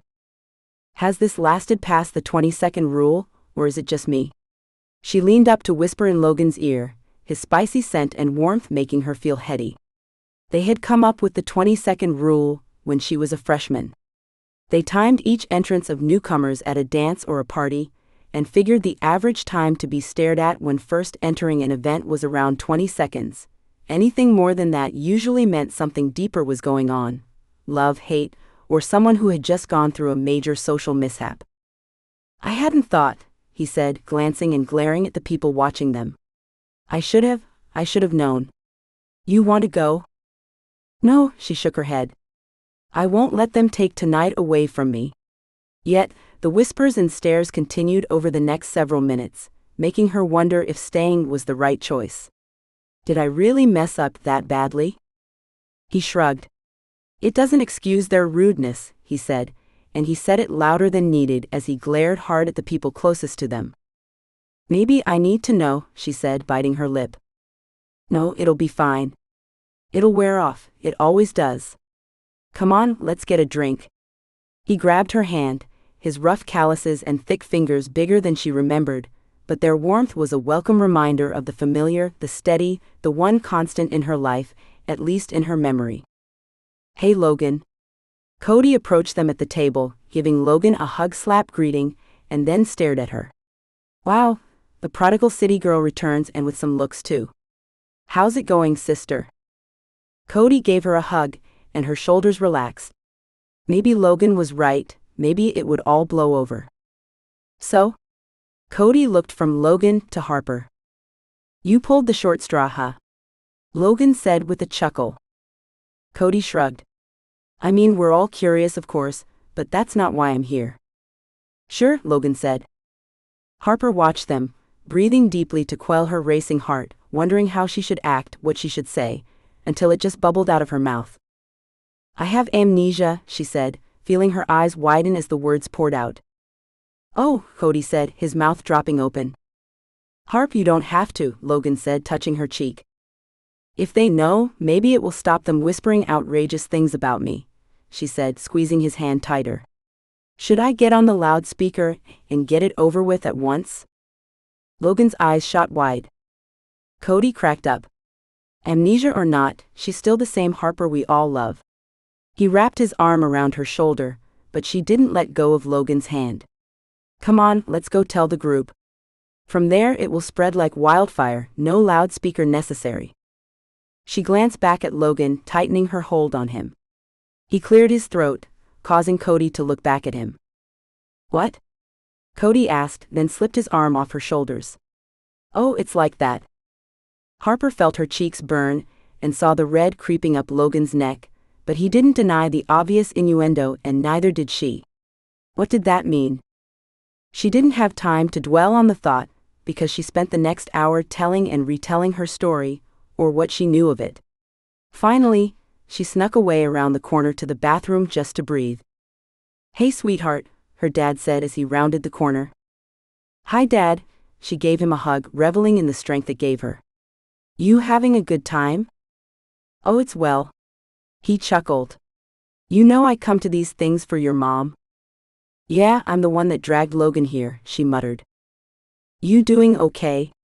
I know a social event like this, after all you have been through. He clasped her shoulder. She shrugged. It's a bit overwhelming, but I think just about everyone knows now, about my amnesia, that is. I think they know more than that. He nodded toward Logan, who was making his way toward them, but being stopped by every other person.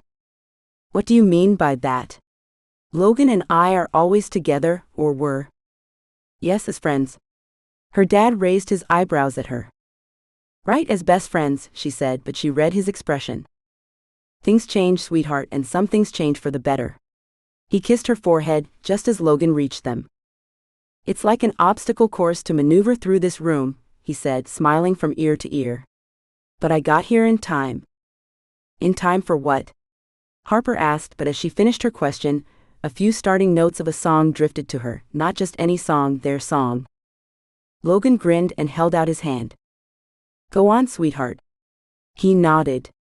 Go dance with your man. Harper didn't have time to glare at her dad, as Logan took her hand and pulled her onto the dance floor with focused intention, ignoring everyone who attempted to stop them for conversation. His arms locked around her, as the singer started in about best friends and summer. You remembered, she said, nestling her face against his chest. Are you kidding? He chuckled but tightened his hold on her. How many times did you make me listen to this song, over and over and over? You're a good sport, Logan Miller. She leaned back to meet his eyes, noticing their lips were only inches apart, his breath warm and smelling of Christmas punch. He leaned down, hesitating for a moment before planting a long kiss on her forehead. You were too. I was? Well, yes, before. You put up with my crazy adventures, spontaneous swims in the creek, working with the cattle in the scorching sun, so we could spend the rest of the afternoon doing whatever we wanted. Good times? I don't see that as being a good sport. I love doing that stuff with you. She let her hand rub up and down his muscular back, the feeling sending little sparks from her hand into her arm to dance throughout the rest of her body. Her dad was right, something felt different, not that her feelings for him changed, but they had deepened. She realized at that moment that in the period she couldn't remember, she had lost him, and that made her cling even tighter as a trembling overtook her. "Hey," his deep voice rumbled against her ear, "you okay?" She nodded her head, but didn't dare look up. She closed her eyes, shutting out the people watching them, and listened to his steady heartbeat to drown out their whispers. The song ended, but he didn't let her go, and she didn't let him go. They continued in their slight back-and-forth shuffle through the next several slow songs, lost in thought and in his arms. It wasn't until the music shifted to an upbeat, fast dance that she reluctantly stepped away and met his eyes briefly before looking down at their hands still intertwined. "Let's get some air, huh? Then you can tell me what had you shaking like that." Logan pulled her towards the back door and into the cool mountain air and wide expanse of starlight. "So?" She looked up at him, enjoying the cool breeze brushing across her face and his eyes reflecting the starlight, looking down on her in a way she had only dreamed of before when she really was only 16. "It hit me there on the dance floor," she started, biting her lip and blinking back the tears stinging her eyes. "That in the time I can't remember, I had lost you and—" "What are you doing with her, Logan James Miller?" Logan's sister came storming up, glaring from her to Logan and back again. "After everything she put you through, you're just going to grovel at her feet again?" I, Harper started, tears no longer held back but streaming down her face. "Layla," Logan said in a warning tone. "This isn't the time nor the place." "Oh, you're just going to wait until she leaves me to pick the pieces of you up off the floor again?" Layla fisted her hips, turning her glare from him to Harper. "What right do you think you have just swooping back in and—" "Layla," Logan said in a tone that caused Harper to suck in a breath and hiccup. "Harper has amnesia.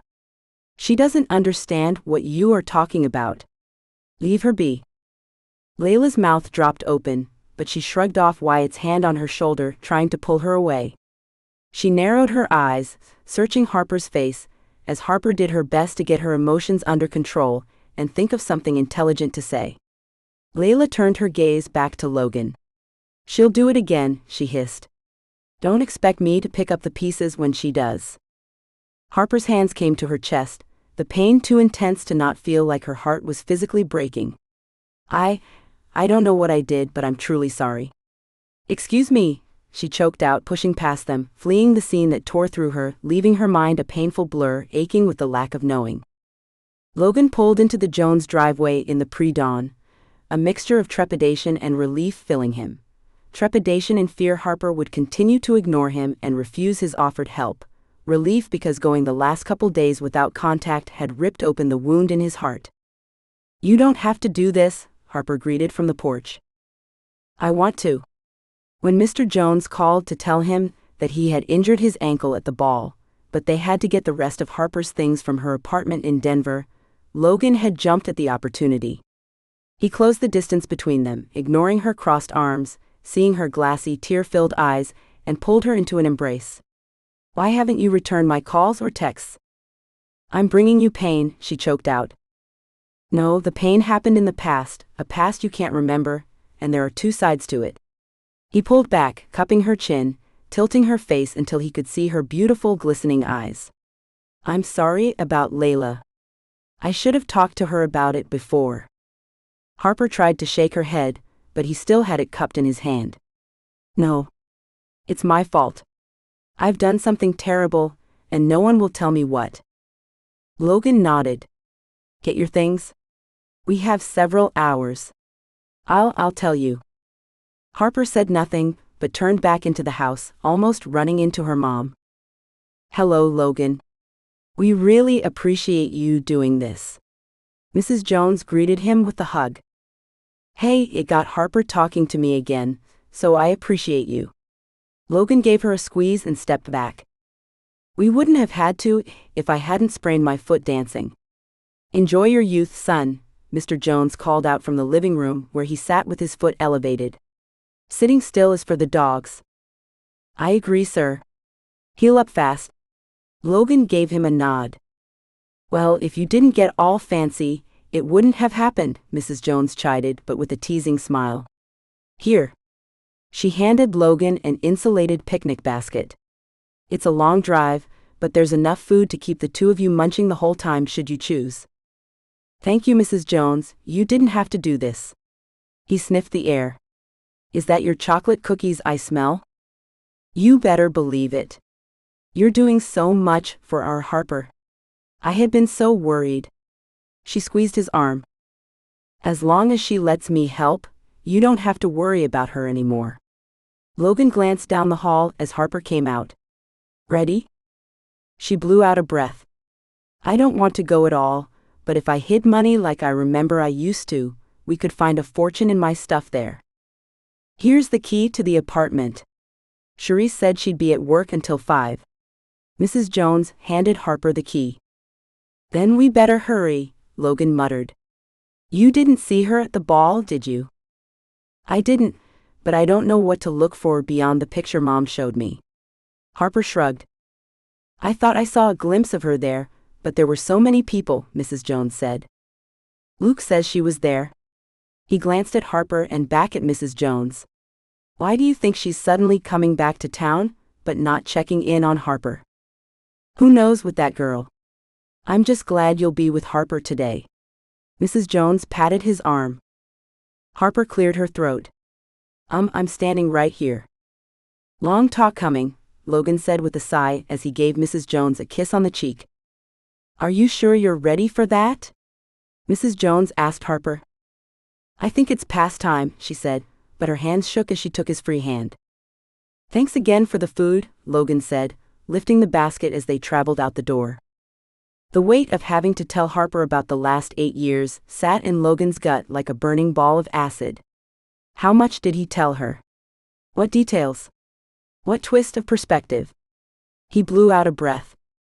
You sure you don't want a cookie? Harper asked, her mouth full. He shook his head. Tell me the last thing you remember, before. It was finals week at school. We just had our Christmas dance. I was 16, a junior in high school, and you? 17 and a senior. He thought about that dance, remembering the red dress she had worn and how hard it had been not to kiss her. Thinking of the next year at school without you terrified me, she said. We had lots of friends that would still have been there, and we would have still seen each other every day. Would have? She bit her lip as she set aside the basket of food. Yeah, after Christmas break a new girl started. You were always so welcoming to new kids. He gave her a sad smile. Just think of how awful it would feel to start at a new school where you didn't know anyone. Her eyes widened. Logan nodded, his grip tightening on the steering wheel as he drove towards the Wyoming state line. Well, this was the one time I wish you hadn't had a heart of gold. The new girl was bad. Bad for you, which meant bad for anyone who loved you. The words were out of his mouth, yet Harper knew he loved her. She just didn't know that it went beyond what it had always been. I can't believe she could sway me to turn on the people I loved, she said.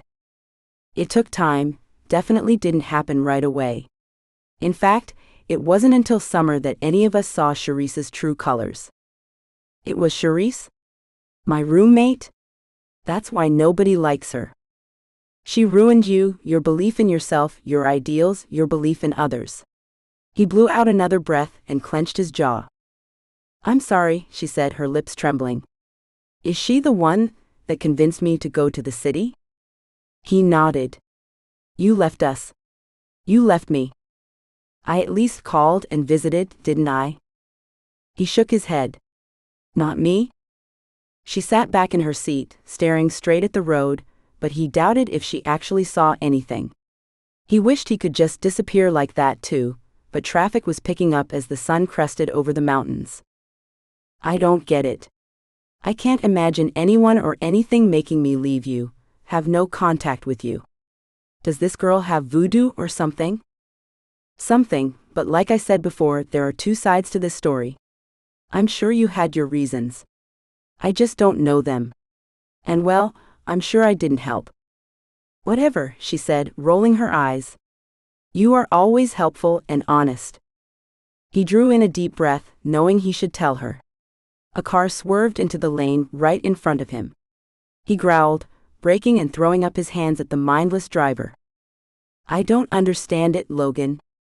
To me, my thoughts right now, she said, and a part of him breathed, thankful to have the moment passed and him able to procrastinate longer.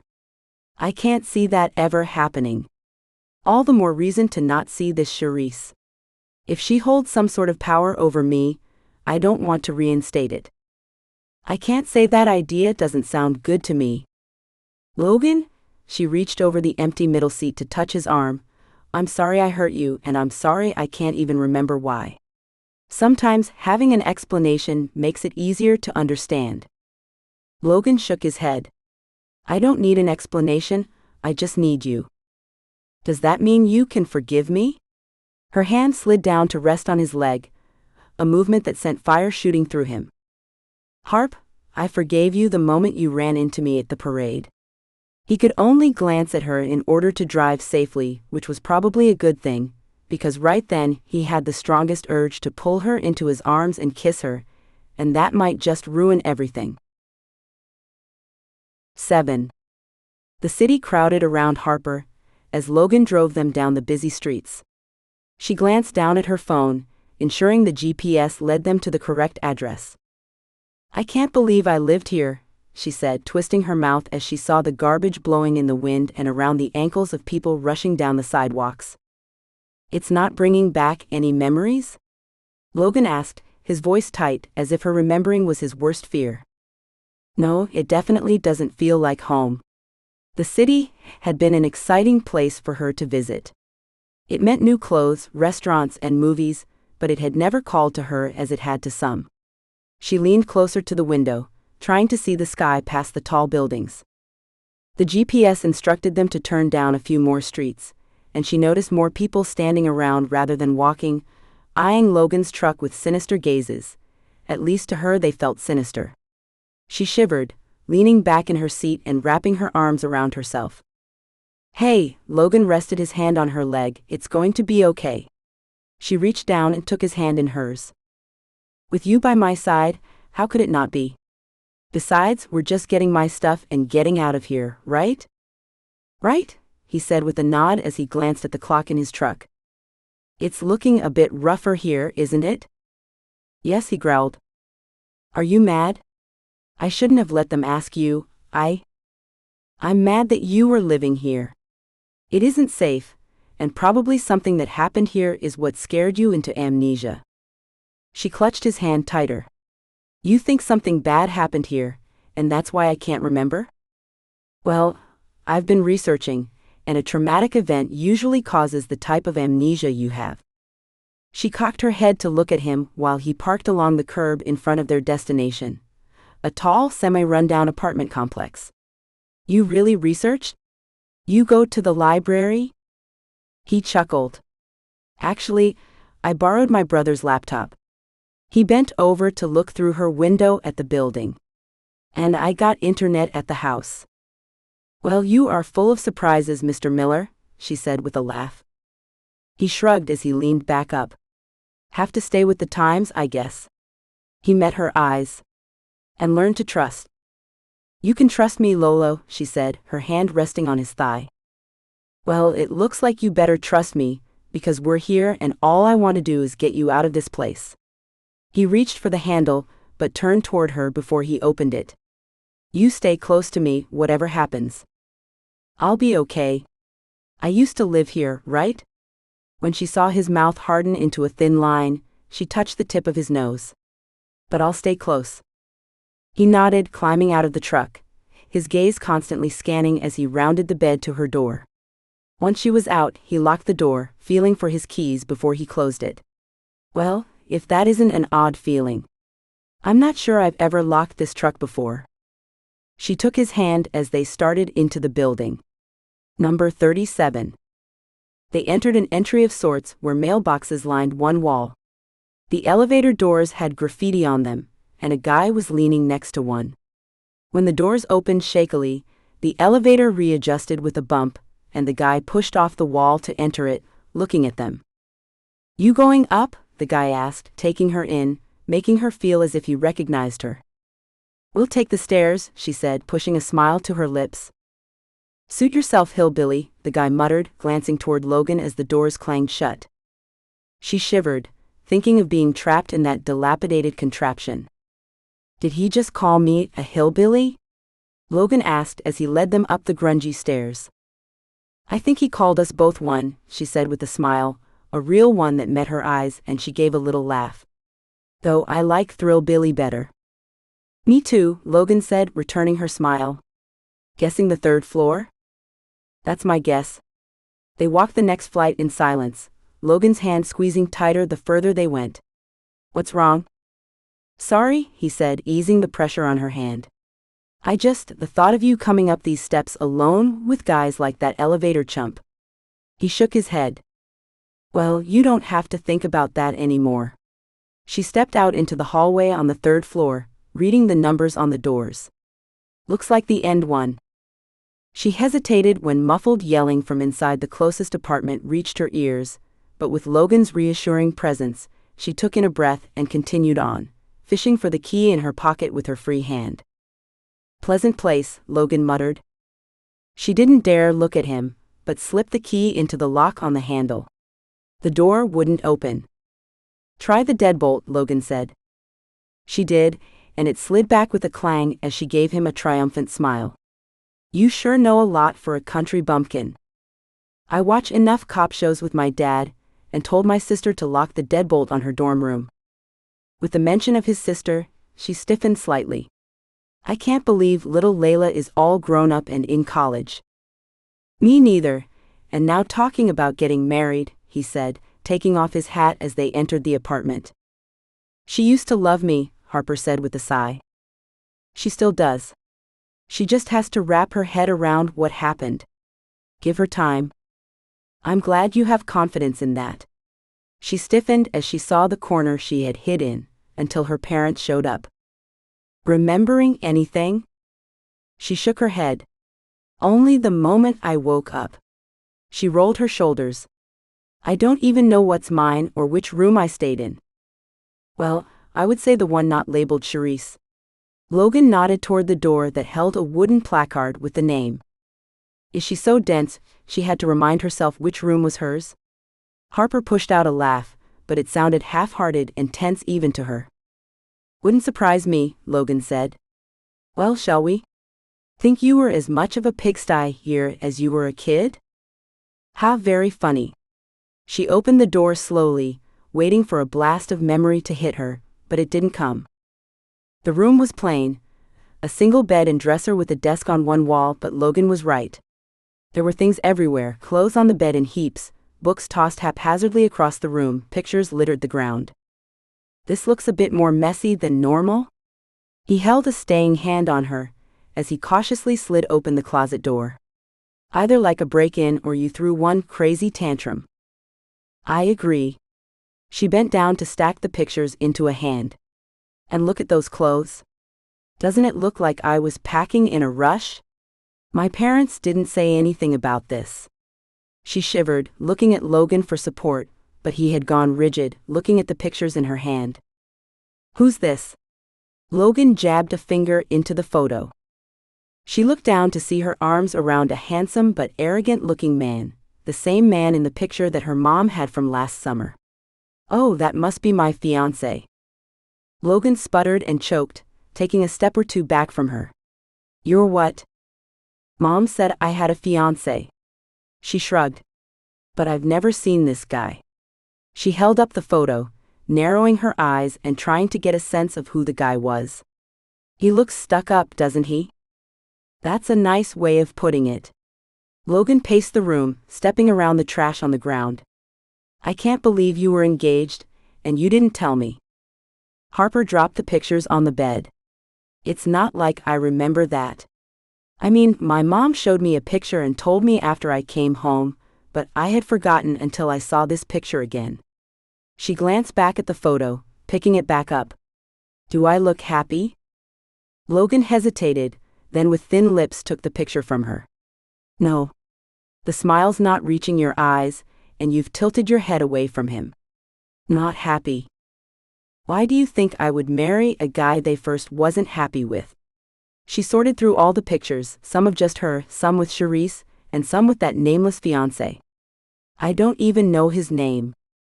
She laughed, a sinister sound, and inspected all the pictures. I don't really look happy in any of these pictures. Logan blew out a breath, but came over to sift through them. No. You don't. Maybe you realized you didn't belong here. Maybe, but why didn't I just come home? Pride. Stubbornness. She punched him. He tossed the pictures back down. I don't want to look at these anymore. You don't have to, but I think I'm going to bag them up. Maybe they'll help me piece together the last 8 years of my life. She stacked the pictures on the bed without really looking at them. A wave of depression overtook her, seeing the sadness in her eyes, sadness that no one else had seemed to notice. What do you want to take? I have the truck, if you want the furniture. She shook her head. I don't need it, and it means nothing to me. I'll just get everything that seems personal to me, clothes, books, pictures, things like that. Charisse can find a roommate who would be thrilled with the room being furnished. Okay. I'm going to go back down to grab the boxes. You'll be okay here by yourself for a few minutes? Logan asked, his lips still tight. Yeah, it's just odd. I mean, you see pictures of yourself as a young child and you don't remember that time, but to do so as an adult, it's really odd. She bit her lip, realizing that maybe she really did care that she couldn't remember 8 years of her life or what made those years so miserable. Logan closed the distance between them and kissed her on her forehead. Hang tight, Harp. We'll get through this. She nodded, her throat too constricted to speak, but his generosity overwhelmed her, leaving her with a strange sense of unworthiness and betrayal. Logan squeezed his fists tighter, the urge to punch something, anything building within him, until he half feared that fiancé guy would show his face, and he would do something he would eventually regret. Jealousy was a strange beast, and one he had little experience with. Harper, the Harper before, had always been his, even if they hadn't taken that next step. Harper had been engaged. The thought wouldn't give him rest. Obviously, the guy wasn't a threat, at least. He hadn't been in the picture since Harper had shown back up in town, and she claimed to not even know the guy, which he believed. He had to believe her. But what would happen if he showed up? Would Harper remember? Would she remember that she really had loved this doofus? He growled low under his breath as he shoved the glass doors opening to the street. Geez man, take a chill pill. A dirty guy with pants 3 sizes too big gave him a wide berth as he slipped into the building behind him. Maybe the guy was right, maybe he did just need to chill out. None of this mattered right now. He just needed to get Harper and her things out of this city and back to Wyoming. He forced himself to stay in the present moment as he carried the boxes up the stairs. As he approached the 3rd floor, he heard shouting and quickened his pace. At the end of the hall, that baggy pants guy pushed at the door to Harper's apartment. What do you mean, you don't remember? I told you to keep quiet, but you can't pretend you don't remember. The guy shoved harder on the door, the wood splintering, sending Logan into an all-out sprint. He grabbed the guy by the shirt, swinging him around until he crashed into the opposite wall. Without waiting, Logan pushed him up against the wall and landed a punch that would leave the guy with a black eye. Logan, Harper yelled as she struggled with the door. The guy held up his hands, moaning. What are you doing? You're a dead man, dead. It looks like you're the one at a disadvantage, chum, Logan said through gritted teeth. Logan, watch out. Harper yelled at the same time he saw a flash of steel. Logan grabbed the guy's hand that held the knife, squeezing until the guy screamed and the knife clattered to the ground. You don't mess with a guy who milks cows and wrestles steers for a living. The door finally unlatched, and Harper ran out, kicking the knife away. Should I call the sheriff? I believe it's police jurisdiction, but yeah, this guy threatened you. He shouldn't just walk away. The guy under his hand squirmed. Just let me go, man. Don't get the cops involved, Harper's a friend. Tell him, baby. Baby? Logan growled. Yeah, I call all the girls here baby, but I'll stop if you don't like me calling your girl that. Just let me go, man. Logan glanced over at Harper, who had her phone in her hand, waiting on his signal. You remember this guy? The only thing I remember is him telling me to get back inside and forget what I saw when I first woke up. It was him and a group of other guys. That's right, baby. I mean, Harper, I was protecting you. That's what I do. You don't want your new man to get caught up in this. When my boys come back and see me looking like this, come on. Just let me go. I won't say a word. The guy glanced between the two of them. What do you want to do? Logan asked Harper. I just want to go home, she said, her voice trembling. Logan dragged the guy by his shirt back into the apartment with them. What are you doing? She asked, eyes wide and frantic. Well, I can't have him getting his boys, can I? Logan glared at the guy. So, he's going to help us pack. He pushed the guy into the bedroom. What's your name? Skit, the guy grumbled. Your given name, Logan growled. Peter Montgomery, he said so quietly Logan had to strain to hear it. Well, Peter, you are going to put all the clothes you find in this room in these boxes, understood? Peter yanked on a box, muttering things he shouldn't say under his breath. This could get us in a lot of trouble, Harper whispered. Want to call the police? It'll take forever, and then Charisse will be back, and it will be late, and I don't think he would have actually hurt me. She twisted her hands. Logan gently pushed her towards the door, eyeing the grumbling guy, slamming clothes into a box. What if he knows what happened, what made you lose your memory? Harper's eyes widened. Let's ask him. You think he'll tell the truth? Logan narrowed his eyes. She shrugged, pushing past him to stare at the guy. So, Peter, what was going on that day when you told me to get back into my apartment? Which day? The last you saw me a couple weeks ago. Harper glanced at Logan for confirmation. Logan couldn't believe it had only been a couple of weeks since she had been back in town, back in his life. So much had happened, so much had changed. You don't need to know about that kind of garbage. That's what I do. I take out the trash. That's why I told you to keep quiet, but somebody squealed. He turned back to his task. Look, buddy, all we want to know is if something bad happened to Harper or in front of her. Logan approached him, his fists clenched. Bad things happen every day, Cowboy. I do what I can to protect the babes, but I'm not Superman. He glanced at Harper. You really can't remember, can you? Harper shook her head. Well, I can't think of anything out of the norm, though you were awful mad that day, earlier that is. Blondie looked pretty tore up too, and your other man flew out of here like a bat from you nowhere, but I know nothing. Harper shrugged. Come on. Let's just get this stuff packed up and go. Logan only half heard her as he stepped up and grabbed the guy's shirt, bringing him within inches of his face. If I hear you knew something, don't forget, I know where you live and I've got buddies too, boys that grew up working hard with grips like vices and fists like hammers. I told you I know nothing, Peter said, pulling his shirt out of Logan's grasp and throwing the last handful of clothes in the box. There. Done. Can I go now? Not until we're ready to leave, Logan muttered.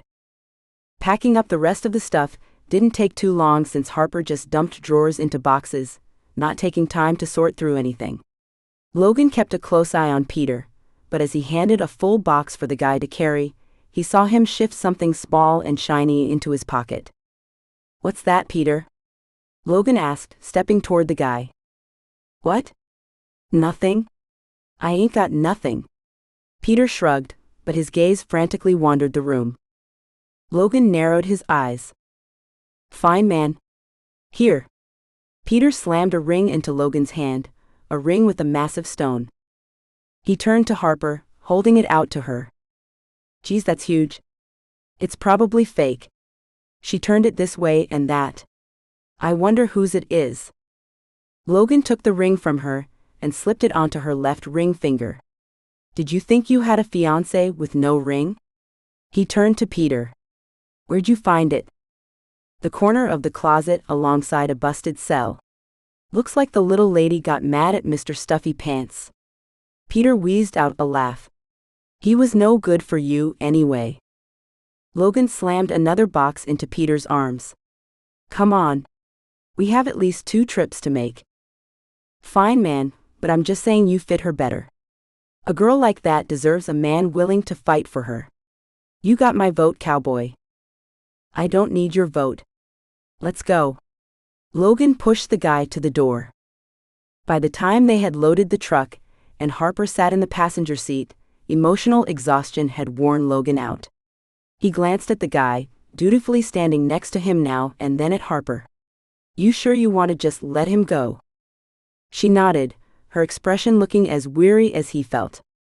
Let's just go home. You remember what I said? Logan stared down Peter. Yeah, man, but if I was you, I wouldn't come back here. Peter glanced up and down the street. I have no intention of it, unless I find out you were lying. Whatever, Cowboy, go back to them hills. Peter waved him off and waddled his way back inside the building. Harper stayed silent as they drove out of the city, watching the streetlights switch on as the sun faded behind the buildings. Lights from the oncoming traffic were blaring into him when he became aware she was staring at him. What? He asked. I've never seen that side of you. No one has even threatened you before, at least not like that, he said with a shrug. I'm sorry if I scared you. She leaned back into her seat, twisting her body to face him and drawing her legs up under her. I kind of liked it, though I hope it never comes to something like that again. Me too. Thank you, she said, covering her mouth as she yawned. She reached a hand out to lay on his leg, and the glint caught his attention. You're still wearing that? An icy chill ran up his spine. Oh. She brought the hand up to her, turning it this way and that. It's kind of gaudy, isn't it? I wonder why it was in the closet. She slipped it off, opened his ashtray where he kept his change, and dropped it in with a clatter, closing the drawer with finality. You don't want to wear it? Nah, it holds no meaning except a reminder of a past that isn't a part of who I am. Besides, it would catch on everything, and I'd probably end up losing the finger it was on. I say you pawn it off, payment for helping me. So, he cleared his throat, you'd want a smaller one? A smaller one? She asked sleepily. O-ring, yes. Something that didn't have a stone out there just asking to be ripped off. He glanced at her, seeing her eyelids flutter. Lolo? Yeah, Harp. Thank you for everything. You're the best friend anyone could ask for. The words hit him hard, slamming the breath from his chest. Is that the only way she would ever see him? Had all those moments, like the one at the dance, clouded his perception? Hey, Harp. Yeah, she murmured. What were you going to tell me at the ball?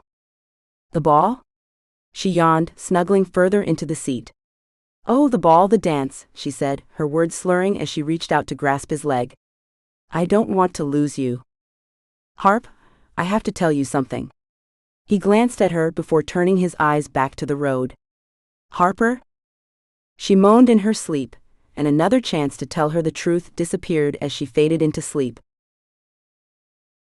8.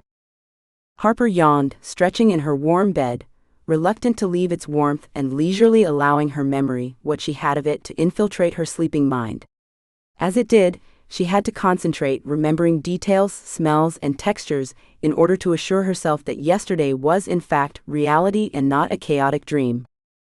Her thumb rubbed the spot where the ring had sat, and she felt a slight indentation that spoke of a much longer use than the few moments she had worn it once Skit or Peter had found it. So strange. It almost felt more dreamlike than real. She reached over to her bedstand, unplugged her phone, and turned it on. As soon as it had woken up, she texted Logan. Did yesterday really happen? A moment later she received his reply, been asking myself that same thing. That guy was a trip. That's one way to put it. She groaned as she set her phone down. Her phone chimed before she had even finished her breath, making her smile as she picked it back up. What are you up to today? Talkative this morning, huh? She said aloud and texted, got an appointment in Laramie this afternoon. Have to shop for presents after. She bit her lip.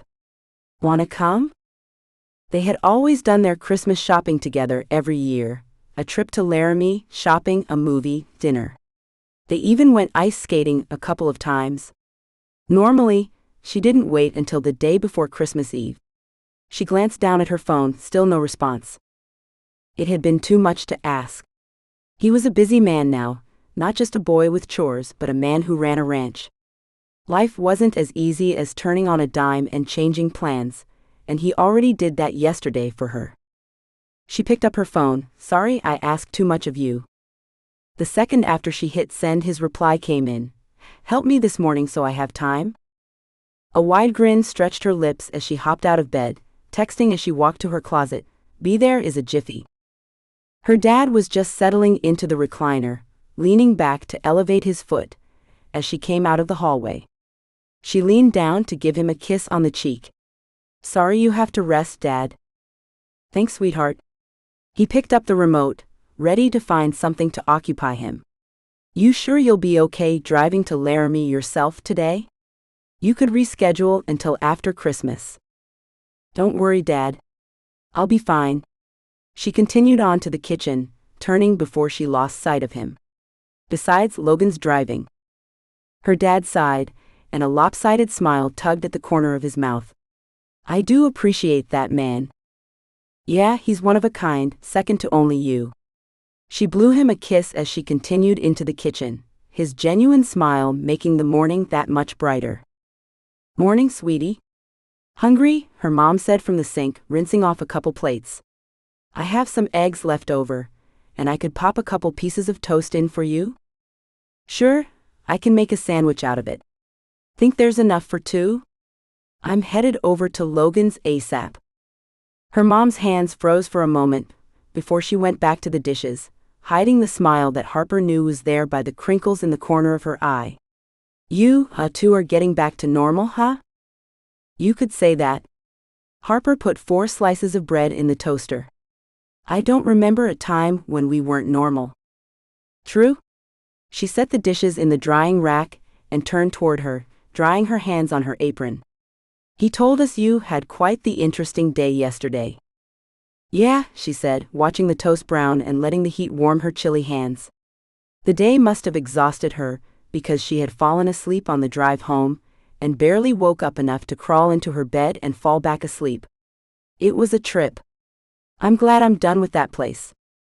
"You don't wonder if your memory comes back, that you might want to go back?" Her mom held her breath. She heard the suck of air in and none coming out. "No, Mom. It's not the life for me. I don't know what I was thinking, but I doubt I'll make a mistake like that again." "And you don't want to at least meet your fiancé? The one that hasn't called or texted or visited, for how many weeks has it been?" Harper shook her head.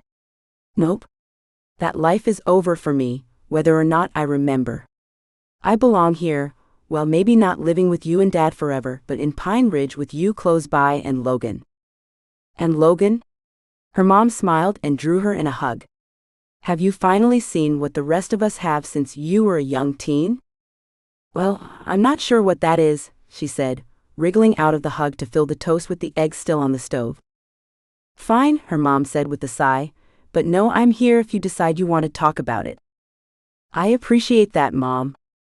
I figured that's something he and I should discuss before we share with others, right?" Harper wrapped the sandwiches up and kissed her mom on the cheek.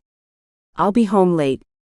I'm helping Logan, and then we are doing the yearly shopping in Laramie after my appointment.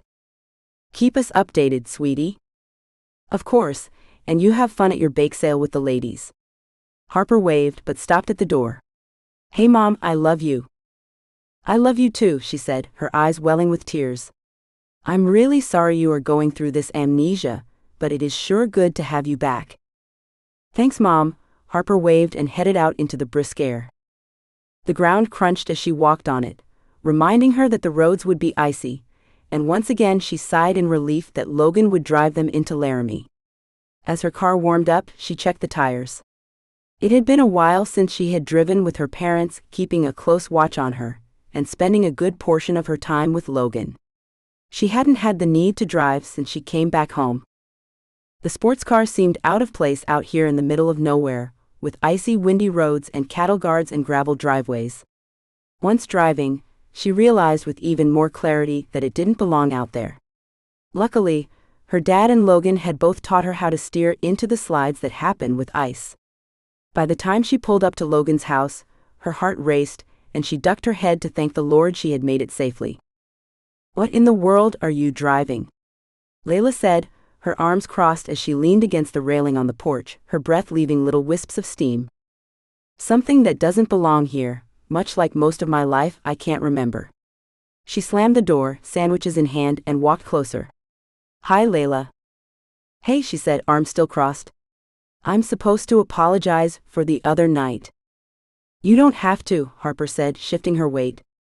"From what I'm told, I really messed things up. I think it's sweet that you're looking out after your big brother." "That's what I said." Layla smiled.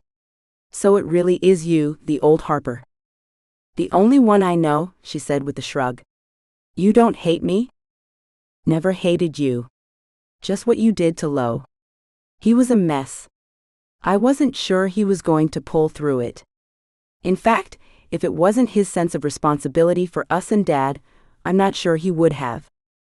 Harper bit her lip, a ball of guilt churning in her stomach. "I keep trying to figure out how I could have done that." "I mean," she met Layla's eyes, feeling the tears welling with a sting, "your brother means everything to me." Layla nodded. "It's good to have the real Harper back. Just make sure she stays. Lo's in the barn." "Thank you, Layla," Harper said, watching the little girl who was no longer a little girl walk back into the house. She found Logan bottle feeding a calf, its sweet mouth sucking and pulling, making Logan's shirt tighten around his arms as his muscles strained with the effort. She leaned against a stall, soaking in the sight of him, from the top of his felt cowboy hat to the tip of his muddy boots. He had everything a girl could want in a man, and it was time she told him she felt that way. A smacking pop echoed in the barn as Logan pulled the empty bottle away from the calf, who mewed, clearly thinking it needed more. "Never enough," she said as a greeting. He turned calmly, no sign of surprise, and she wondered if he knew she was there the whole time. "Nope. Never. I brought breakfast." She walked toward him as he put the bottle away, holding out the wrapped sandwich. "I already ate, but that was like an hour or two ago and I'm famished." "See, always wanting more," she said with a laugh. He pulled her into his arms, breathing in deep, the air sucking in on her neck sending a chill down her back. "Yep. Always." "Hey bro, the back paddock has a loose latch. Oh hi ya there Harper, sorry to interrupt." Luke stood there, a goofy grin on his face and thumbs hooked in his pockets. "Hi Luke. You've gotten big," Harper said. Luke chuckled. "Not big enough," he said. "Still an inch shy of that guy." "Might just want to get used to it," Logan said, unwrapping the sandwich. "You hungry? I'll half it with ya." "Nah, I told Camille that I'd take her out to lunch. Want to make sure I have a healthy appetite." "Oh, is that what it takes to impress a girl these days?" Logan asked and winked at Harper. "Works for me," Harper said. "Why do you think I always bring you food?" "Well, you know what they say," Logan said. "The way to a man's heart is through his stomach." Luke laughed. "Now you sound like Dad. If you got another latch, I'll take care of that paddock. You two seem busy." "The latches are in the supply closet in the office. I'm just finishing the morning feeding, and then Harper and I are headed to Laramie. Think you can handle the evening rounds?" Logan asked, the look in his eyes seeming to show that the question carried more weight than Harper quite understood. "Yeah, bro. I know you've been working your tail off for this place. I'll help out as much as I can, until I go back in a couple weeks." Luke tipped his hat toward them. "Good to see you, Harper. You two stay out of trouble now." "When does that happen?" Harper asked, giving Luke a wave as he left them alone once more, her heart swelling, enjoying the feeling of being one of the family once again. Logan glanced at the clock on the console of his truck, running the numbers again to make sure they would get to Harper's appointment on time, and breathing out a sigh of relief that they should be there 15 minutes early. "Going into Laramie making you nervous?" Harper asked in a teasing tone. "Nah, just want to make sure we're getting you there on time." He glanced at her before scanning the two-lane mountain road they traveled down. Are these appointments helping? Harper shrugged. It feels more like a status report and emotional check-in, but I guess it's nice to talk to someone who I don't have to worry about hurting their feelings because I don't remember something. Don't worry about hurting my feelings, Harp, he said, taking another glance at her. Of course I worry about that. I mean, besides my parents, you were the one hurt the most in all of this. She sat back in her seat, staring out the window, her foot tapping the floorboard. I'm just saying you shouldn't waste your time on that. It's in the past. Besides, there's not much that can be done about it if you don't remember it anyway. Maybe that's for the best. He clenched his jaw, eyeing her to see if she read into his statement, but she continued to stare out the window. I wonder how others deal with this, you know. It's not like you run into people every day who have lost 8 years of their life. Logan swallowed. Well, I've been researching more. Wow, you're getting to be a researching junkie. She turned to smile at him. I found this group. It's based out of Wyoming, called Unforgettable Cowboys, where people who have or had amnesia, or people who support them can have conversations together, you know, find someone who understands what you're going through. Well, that sounds like something I would like to check out. Logan's tenseness eased. I'll get you the website address next time I borrow Luke's computer. I talked to a few down-to-earth guys who had a lot to share. Kurt's wife still can't remember most of her life before she had her accident.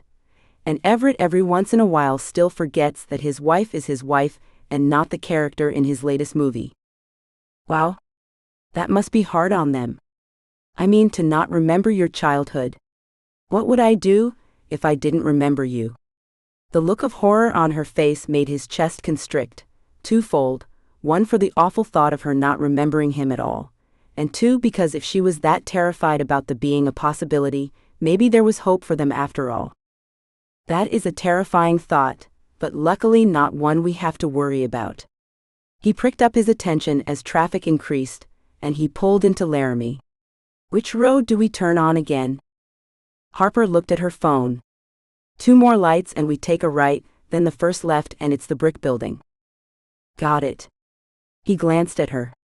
Anyway, I hope this site can help you, even if this doctor can't. We're going to get through this. She squeezed his arm.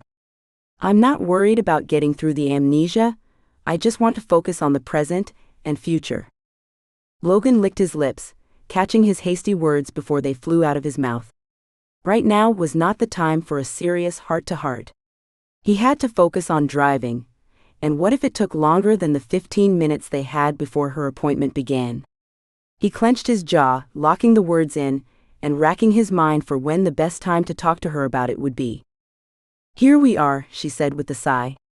Guess I'll see what the doctor prescribes today. You think it's all right that I tell him I have no desire to look at pictures from that time in my life? I think you should be completely honest with him, Logan said. By the time her hour appointment was over, he had ordered movie tickets and reserved a table at a restaurant, as well as made sure he knew how to get from where they were to the outlet mall they always shopped at. Once he had her back in the truck, he started the engine and turned toward her. How'd it go? All right, she said with a shrug. I told him about our trip to the apartment, the ring, the pictures, all of it. I told him I didn't want to remember a time when I looked as miserable as I did in the pictures. Logan nodded as he pulled back out onto the road. What did he say? That I need to at least understand why I left home in the first place, before I can really move on in my life, she grumbled. Oh, Logan said, readjusting his decision to talk with her over dinner. How do you do that? She shrugged again, her thin shoulders moving up gracefully and falling down with her sigh. Details. He says I need details. That was exactly what Logan didn't want to give, yet the doctor was probably right. How could they start a future without having a clear foundation? What if she did want to be more than just friends?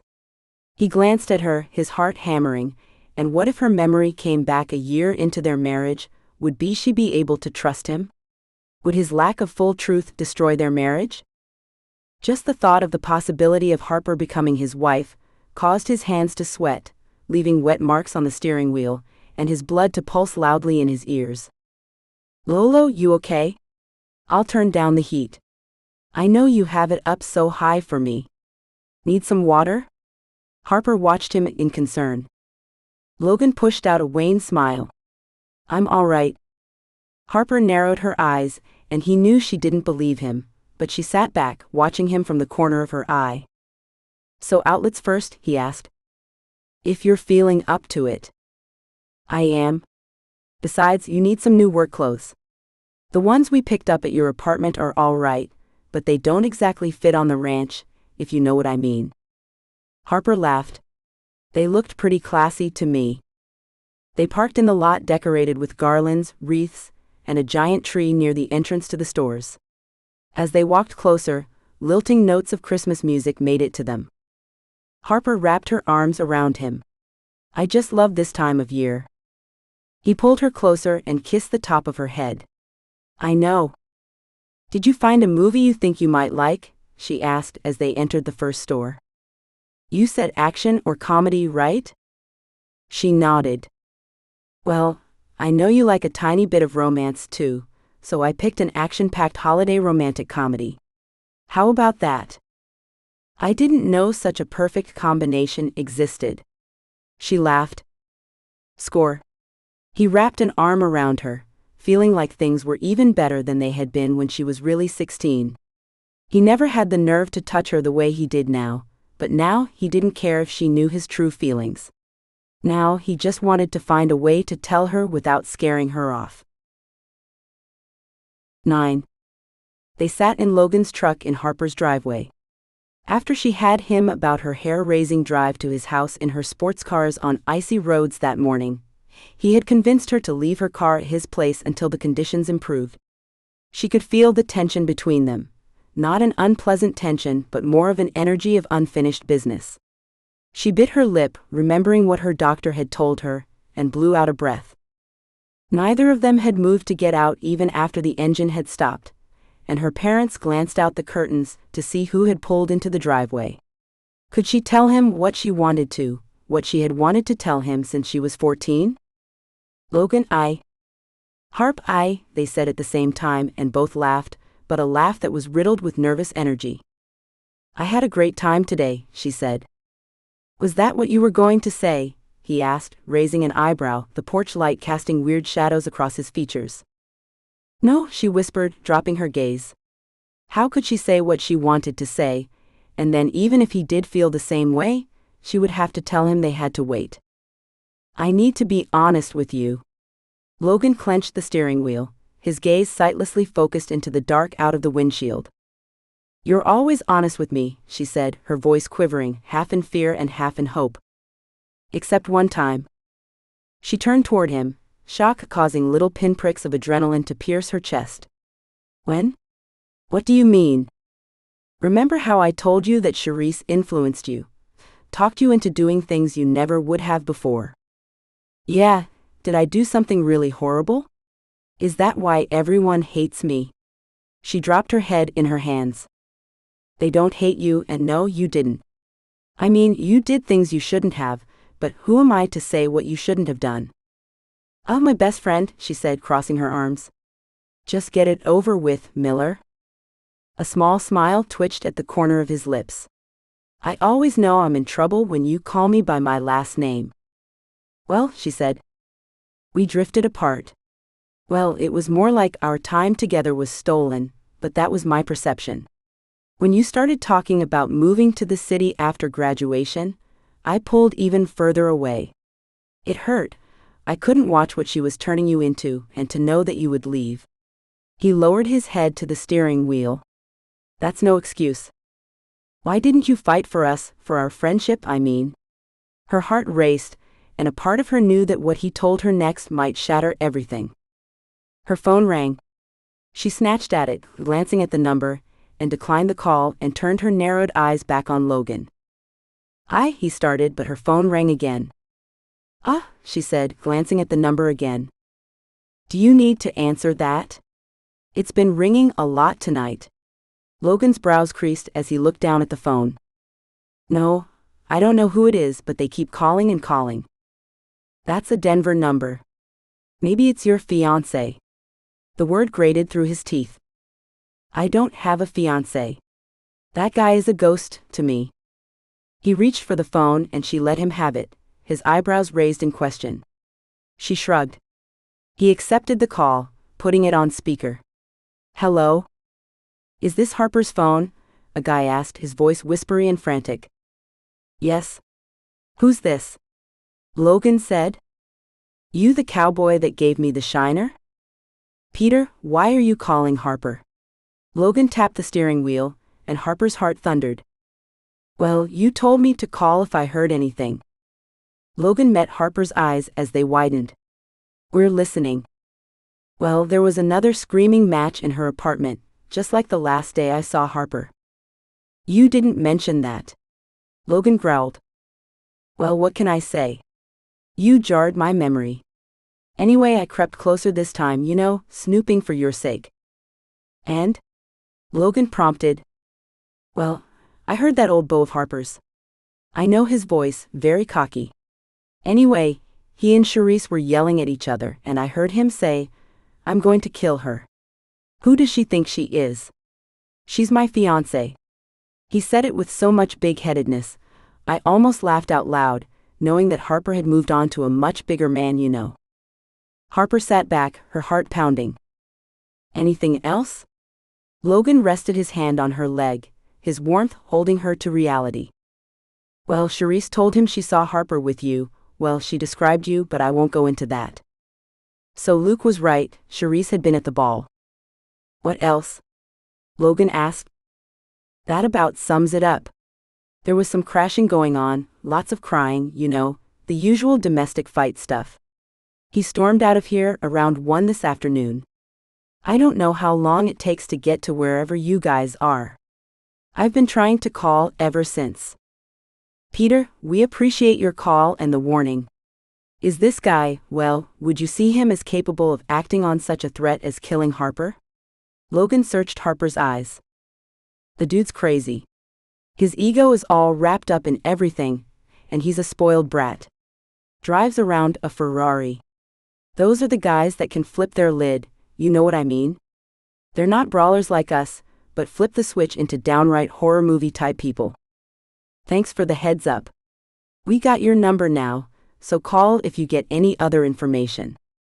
No prob. We're even now, you and I, we square. We're good. Logan took a deep breath in. I didn't want any more of that cowpoke whooping, he said and laughed. Well, keep that girl safe. She's one of a kind. That she is. Logan raised his eyes to hers. Thanks again. See ya, Peter said, and the phone went dead. Harper blew out a breath. The guy wouldn't, surely it was just a figure of speech. Logan stiffened as he sat back. I hope. Sure. Of course, how could it not?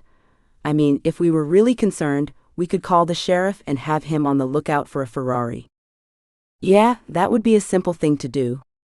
If he doesn't show, no harm done, and if he does, then at least we'll get a warning. Harper nodded her head. We better tell your parents, and I'm thinking that maybe I should stay the night, on the couch just in case. Logan hopped out of the truck before she had the chance to disagree, not that she would. Being with Logan made her feel safe. Even if the guy meant her harm, no one would get close to her with Logan around. She knew that as well as she knew the way to her house in the dark. When he helped her out of the truck, though, he didn't meet her eyes. Don't think that this means our conversation is over, she said. He shook his head. No. It has to be done. Once we have talked to the sheriff and your parents, and we are settled. All of that took longer than she had expected, but finally she had dressed in her pajamas, and they sat at the edge of her bed. For the first time since she had come home, she felt awkward in her teenager room, sitting on her twin bed with a very grown-up Logan. I'm going to look for my own place, she said, glancing around the room, feeling the embarrassment fill her cheeks. Not sure right now would be a good time for that. Better to be near people to support you, Logan said. Besides, Being in here with it still looking like this, it brings back good memories. She laughed. Well, eventually I don't want to live with my parents forever, you know. He nodded. I had planned to move out to the bunkhouse, but my dad needs me. So, living with parents is not something you're willing to consider? She narrowed her eyes, feeling the innuendo but unsure where he was going with it. I understand why you have to. She blew a breath out and met his gaze. Okay, it's time to tell me. Logan pushed to a stand and began pacing before her. Maybe it should wait until all this, he waved his hand out the window, clears up. No. Now. If she waited, her fear might make her never want to hear it, and it seemed important enough she needed to hear it. Before you left, you came to me. He ran a hand through his hair. I heard Charissa's words coming out of your mouth. It wasn't how you talked, so I knew she put you up to it. Put me up to what? You accused me of pouting and ignoring you because I made a move on Charisse, and she didn't respond willingly.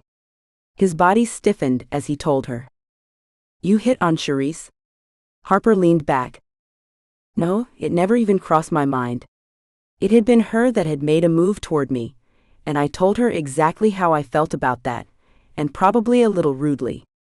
After that night, you started to make excuses and not come around anymore. He searched her eyes. I should have told you that when it happened. So you told me the truth during our last conversion, before I left? No. In my defense, you didn't really let me, and I was hurt you would even think that of me. You went straight from that accusation to demanding a different answer. I still should have told you the truth about both things. Maybe if I had, maybe none of this would have happened. What, Lolo, what is it you should have told me? She scooted to the edge of her bed, her hands tightly clasped, and waited as if he were giving her either a reprieve or a death sentence. You asked what I wanted from you, why I was standing in your way of having a happy life where things were actually happening. Logan paced her room, 3 steps across and 3 back, but he didn't continue. What did you say? Harper bit her lip, waiting. He stopped pacing and looked out the window. I told you I wouldn't stand in your way of happiness, that if you wanted to go, then go. Harper frowned. I don't understand. Why is that bothering you so much? Because I didn't answer your question honestly. He turned toward her, his eyes glistening. I should have told you what I really wanted. He ran a hand through his hair and breathed out. I don't know, maybe it wouldn't have made a difference, maybe it would have had you running off faster, but if I had been honest, at least I would have known. We can't change the past, Harper said, standing up and laying a hand on his arm. I can't tell you if, whatever it is you are having such a difficult time telling me would have changed my thinking or not, because I can't remember. Maybe, though, telling me now might help you ease some of that pressure. You want to know what I wished I had done? He asked, his eyes searching hers. She nodded. This, he said, closing the distance between them with no preemptive hesitation. He slid his fingers through her hair to cup the back of her head, as his warm lips connected with hers. It was so sudden and unexpected, she couldn't breathe or move. A rush of heat careened from her toes to the top of her head, as the entire world spun, leaving her weightless and breathless and completely uprooted. His hand pulled her deeper into the kiss, as sparks lit behind her eyelids. All at once, she felt as if she were floating, and yet more grounded than she had ever been. When he pulled back, she slowly opened her eyes to his, searching hers.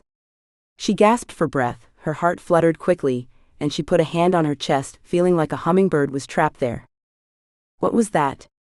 She breathed out the words, trying to place herself in reality, but she wasn't upset. In fact, a slow tingling spread throughout her body, intensifying every place he held her. That's how I should have answered your question 6 years ago. He searched her eyes. I should have shown you how much I didn't want you to leave. I should have shown you the future I wanted for me, for us. Harper took a step back to collapse on her bed, her mind moving 1,000,000 miles a minute. What stopped you? Fear. He ran his hand through his hair, glancing from her to the window and back again. Fear that you wouldn't feel the same way, that I would ruin what we had, even if I was already losing you. She nodded, knowing that fear herself, but it hit her then. But why now? Why tell me this, do this now? She touched her lips, feeling the blood pulsing in them, reassuring her that it actually happened. You deserve to know. I promised you honesty. You could have just told me, she said, her fingers still on her lips. He shrugged, a nervous smile tugged at his lips. What can I say? I'm a man of action. She felt her own lips tugging in response, but shock still had her reeling as she tried to understand what just happened. How long? Too long, he whispered. I didn't want to ruin our friendship, I still don't, so just act like it didn't happen if you know you don't want to. He walked to the door, turning as he reached the hall. Harper, I've loved you since the moment you stole my graham cracker in preschool, and I'll take whatever form of relationship you are willing and able to give me. He took a step into the hallway. Harper rushed to a stand, grabbing the doorway tightly as the world turned black from getting up too fast. Wait. You're not leaving? I'm not leaving you alone tonight. I'll be on the couch, but I think I've unloaded enough on you for right now. You need space to think. He pushed forth a wan smile before turning down the hall. She touched her lips once more, and a slow smile spread beneath her fingers as she watched him disappear into the living room. Logan had just kissed her. Logan tossed on the couch. It wasn't the first time he had slept in the Jones living room. Harper and he had had sleepovers since they were 4, but tonight he changed it, he changed everything. His body rebelled as he questioned his sanity. Why had he kissed her? He could have just told her, like she said. Words would have been easier to push aside, but a kiss, he would never forget the feel of her lips on his. It would torment him for the rest of his life if he never got to do it again. He groaned, pulling the pillow to cover his face. He reviewed the kiss, trying to remember if she had kissed him in return, but the emotion-filled action muted anything but the relief of finally doing something he had dreamed about for over a decade. Too long, he had said. Too long was an understatement. He sat up, dropping his head into his hands and rubbing his temples. Why didn't he wait for her to respond, to tell him how she felt? He needed to know. Better to get it done now. That way the morning could start fresh, one way or the other, and we could look at tonight as a dream, either good or bad. He pushed up to a stand just as he heard a muffled sound coming from Harper's room, which sent his stocking feet rushing and sliding down the hall. Without knocking, he flung open the door to see a man with his hand on Harper's mouth, and Harper's eyes wide in fright. He hadn't lied when he told Harper he was a man of action. Thought didn't come into play, as he ran straight into the intruder, tackling him like a running back going deep for the winning touchdown. The man slammed back into the wall, flailing arms knocking everything off Harper's bedstand. Out of the corner of his eye, he saw Harper push up against the wall, watching him wrestle the guy to the ground. A hand reached for his face, soft fingertips sliding off his cheek, and he instantly knew that the guy was City. A moment later, Logan had the man pinned, holding the guy's arms pulled behind him so he couldn't move. He looked over at Harper as he panted. Are you all right? Did he hurt you? Harper shook her head just as her father came in, flipping on the lights, his shotgun searching for its target. I've got him, Mr. Jones. Logan rose, tugging the guy holding his arms behind him into a stand as well. This the guy? Yes, Mr. Jones hissed, training the gun on him. How dare you sneak into my house and try to harm my daughter? The guy, presumably Harper's ex-fiancé, picked his head up then, a cocky expression overwhelming his features. Logan got the first good look of the guy that Harper was supposedly going to marry. The thought made him tighten his grip, making the guy grimace. I'd like to call my lawyer now, the guy said. No lawyer here. This is the Wild West, don't you know? You break into a cowboy's house, you deal with the cowboy, Mr. Jones growled. Logan, you can let go of the guy. Go ahead and move away. I don't want you getting messy. The guy's eyes widened as Logan roughly released him and stepped away. Without stepping away from the wall, the guy turned to Harper. Pumpkin, it's me. You wouldn't let your father shoot me. What about our wedding? Our trip to Bermuda? Our plans? Logan took a step towards Harper, as her eyes widened further. She gasped before grabbing her head and squeezing her eyes shut. He ran toward her, holding her close to him. I got you. A moment later she raised her head, still rubbing it, but her eyes held a bitterness he had never seen, and she glared at the guy who backed up into the wall, looking as if he wished he could climb through it. How dare you, Connor? Harper spat at the guy, standing up with her fists on her hips. You two-timing loser. Did you think I would never find out? With Charisse of all people. Logan reeled, his mind swimming with the transformation that had come over Harper. Mrs. Jones came running into the room. The sheriff's on his way. Harper, what are you doing? Don't get too close to him. Logan snapped out of his stupor, reached out to pull Harper back just as she came into Connor's reach. Connor's hand slipped off Harper, as Logan yanked her back hard enough to slam her against his chest. She pushed off, glaring at him and then freezing. He searched her eyes as he saw them soften, her gaze turning into one of love and trust. Then she surprised them all, and slumped to the floor in hysterics, laughing so hard she clutched her belly and gasped for breath. She really lost it, like Charisse said, Connor muttered. You don't get to talk, Mr. Jones said between his gritted teeth, repositioning the gun to hold Connor still. You okay, sweetheart? Harper bent forward on hands and knees, gasping for breath.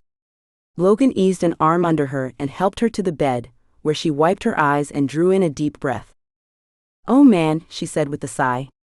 That was intense. All my memories. She shook her head. Was it really a laughing matter, sweetie? Her mom asked, now sitting on her other side. Harper drew in another slow breath. Sometimes it's a laugh or cry moment. I chose to laugh. Then she looked at Logan, her eyes softening once again. I know what happened now. She glanced at her mom and dad and back to Logan. Why you lost your memory? Logan asked. She nodded. I lost my job that morning. The company had lots of layoffs. I was so lost. She bit her lip, blinking tears from her eyes. My life was in shambles. Nothing was working out like I wanted it to. I was miserable. When I came home with the box of my personal items from the office, I walked in on. She glared at Connor. Him with Charisse. Pumpkin, it was a mistake, a one-time mistake. It won't happen again, Connor said. Shut up, Logan and Mr. Jones said at the same time. Anyway, I think it pushed me beyond the limits. I remember going into my room, packing my bags, wishing I could just go back to when I was 16, when life was good. Then I guess I did. She shrugged. Logan stiffened, glaring at the man against the wall, needing to release his frustration. Harper reached up and placed her hand on his cheek, pulling his attention back to her. I know why I was so sad in all of those pictures now. He covered her hand with his, smoothed her wild hair back with his other, the need to move in some way overcoming his fear of this intimate act. Want to tell me? Because I didn't have you. Logan's chest constricted as his heart pushed against his ribcage, threatening to burst, but Connor's groaning ruined the moment. What is this garbage? This the guy you were always pining over? I told you he wasn't worth your time of day. A man too scared to go after what he wants doesn't deserve it. Connor reached into his pocket, and Logan was on his feet and across the room before the man had the chance to pull it out. The slam of his fist on Connor's pretty face satisfyingly caused his fingers to go numb. As he watched the man slide down the wall into a crumpled heap, Logan shook out his hand. He squatted, looking closer at Connor, ensuring his chest rose and fell. Looking into the man's hand, he saw the cell phone the guy had been trying to pull out. He nodded toward Mr. Jones. It was only his phone. That's fine, son. I was tired of hearing him talk anyway, Mr. Jones said, easing his hold on the gun but still training it on the unconscious man. Distant sirens became louder as two cars sped into the driveway, red and blue lights flashing on the walls. Hope the sheriff has your understanding. The man broke into our house and threatened our daughter. He's lucky to still be alive. Mr. Jones glared down before bellowing. In here, Sheriff? You okay? Logan asked as he approached Harper, his hand sliding down her arm and wrapping his fingers with hers. Harper looked up into his eyes, hers shining brightly with unshed tears. I am now that we're together. Logan pulled her into his arms and held her, silently promising himself and her that he would never let go of her again, that nothing would stop him from sharing his love for her ever again. 10. Harper woke slowly, her awareness coming in like molasses in winter. Piece by piece flowed in, the warmth of the blankets over her, fire crackling heating her from one side, the hard floor beneath her, and warmth radiating on her other side. Her eyes shot open as she felt the weight of an arm not her own wrapped around her stomach. A soft moan blew breath on the top of her head, making her twist, turning to look into Logan's sleepy eyes. I think I just had the best night's sleep in my life. He smiled a sleep-hazed smile and pulled her closer. I could get used to this. Harper's mind flooded with memories of the night before, reeling from how much had happened in such a short time. First Logan had kissed her, her lips turned up with the memory, then Connor snuck into her bedroom, waking her up by slipping a hand over her mouth. Then Logan kicked his booty, and all her memories came rushing in. Once the sheriff had left with Connor, she didn't want to be alone, so Logan had offered to have a sleepover with her like old times, though waking up in his arms wasn't what happened during the old times. She closed her eyes and snuggled into his chest, not sure how she felt about how fast things were moving, but the comfort he provided couldn't make her pull away. Her mind and emotions went from frozen to tornado speeds, to numbness, and cycled all over again. When she heard her parents' door squeak open, she pulled away from Logan, her heart beating as if she was 16 and scared to be caught in a man's arms. Logan just leaned up on an elbow, watching her. Good morning, her mom sing-songed, keeping her eyes mostly diverted as she walked past the living room. Merry Christmas Eve, Mom, Harper said, doing her best to keep in her laughter until her mom disappeared into the kitchen and started the coffee grinder. Logan continued to watch her, with a contented smile on his handsome face. You know, we are adults now. Yes, but we are still in my parents' house, she said, her laughter dying down. My intentions are not improper, he replied, pushing up to sit, still watching her closely. Since when are they not? Harper teased. Intentions and daydreams are two different things. The smile he gave her sent a rush of warmth spreading throughout her body. He reached for her hand. How are you feeling this morning? Like I could sleep another 4 hours, she said as she squeezed his hand. It was nice to feel safe in your arms. You're welcome here any time you like. He leaned forward but hesitated and kissed her forehead as he stood. Though I will not push you. She nodded, biting her lip. She knew what she wanted, but how did one go from being best friends to being more? Besides, she had 8 years of trash to sort through before she could really start on something new. I need to get to the ranch, if you're okay.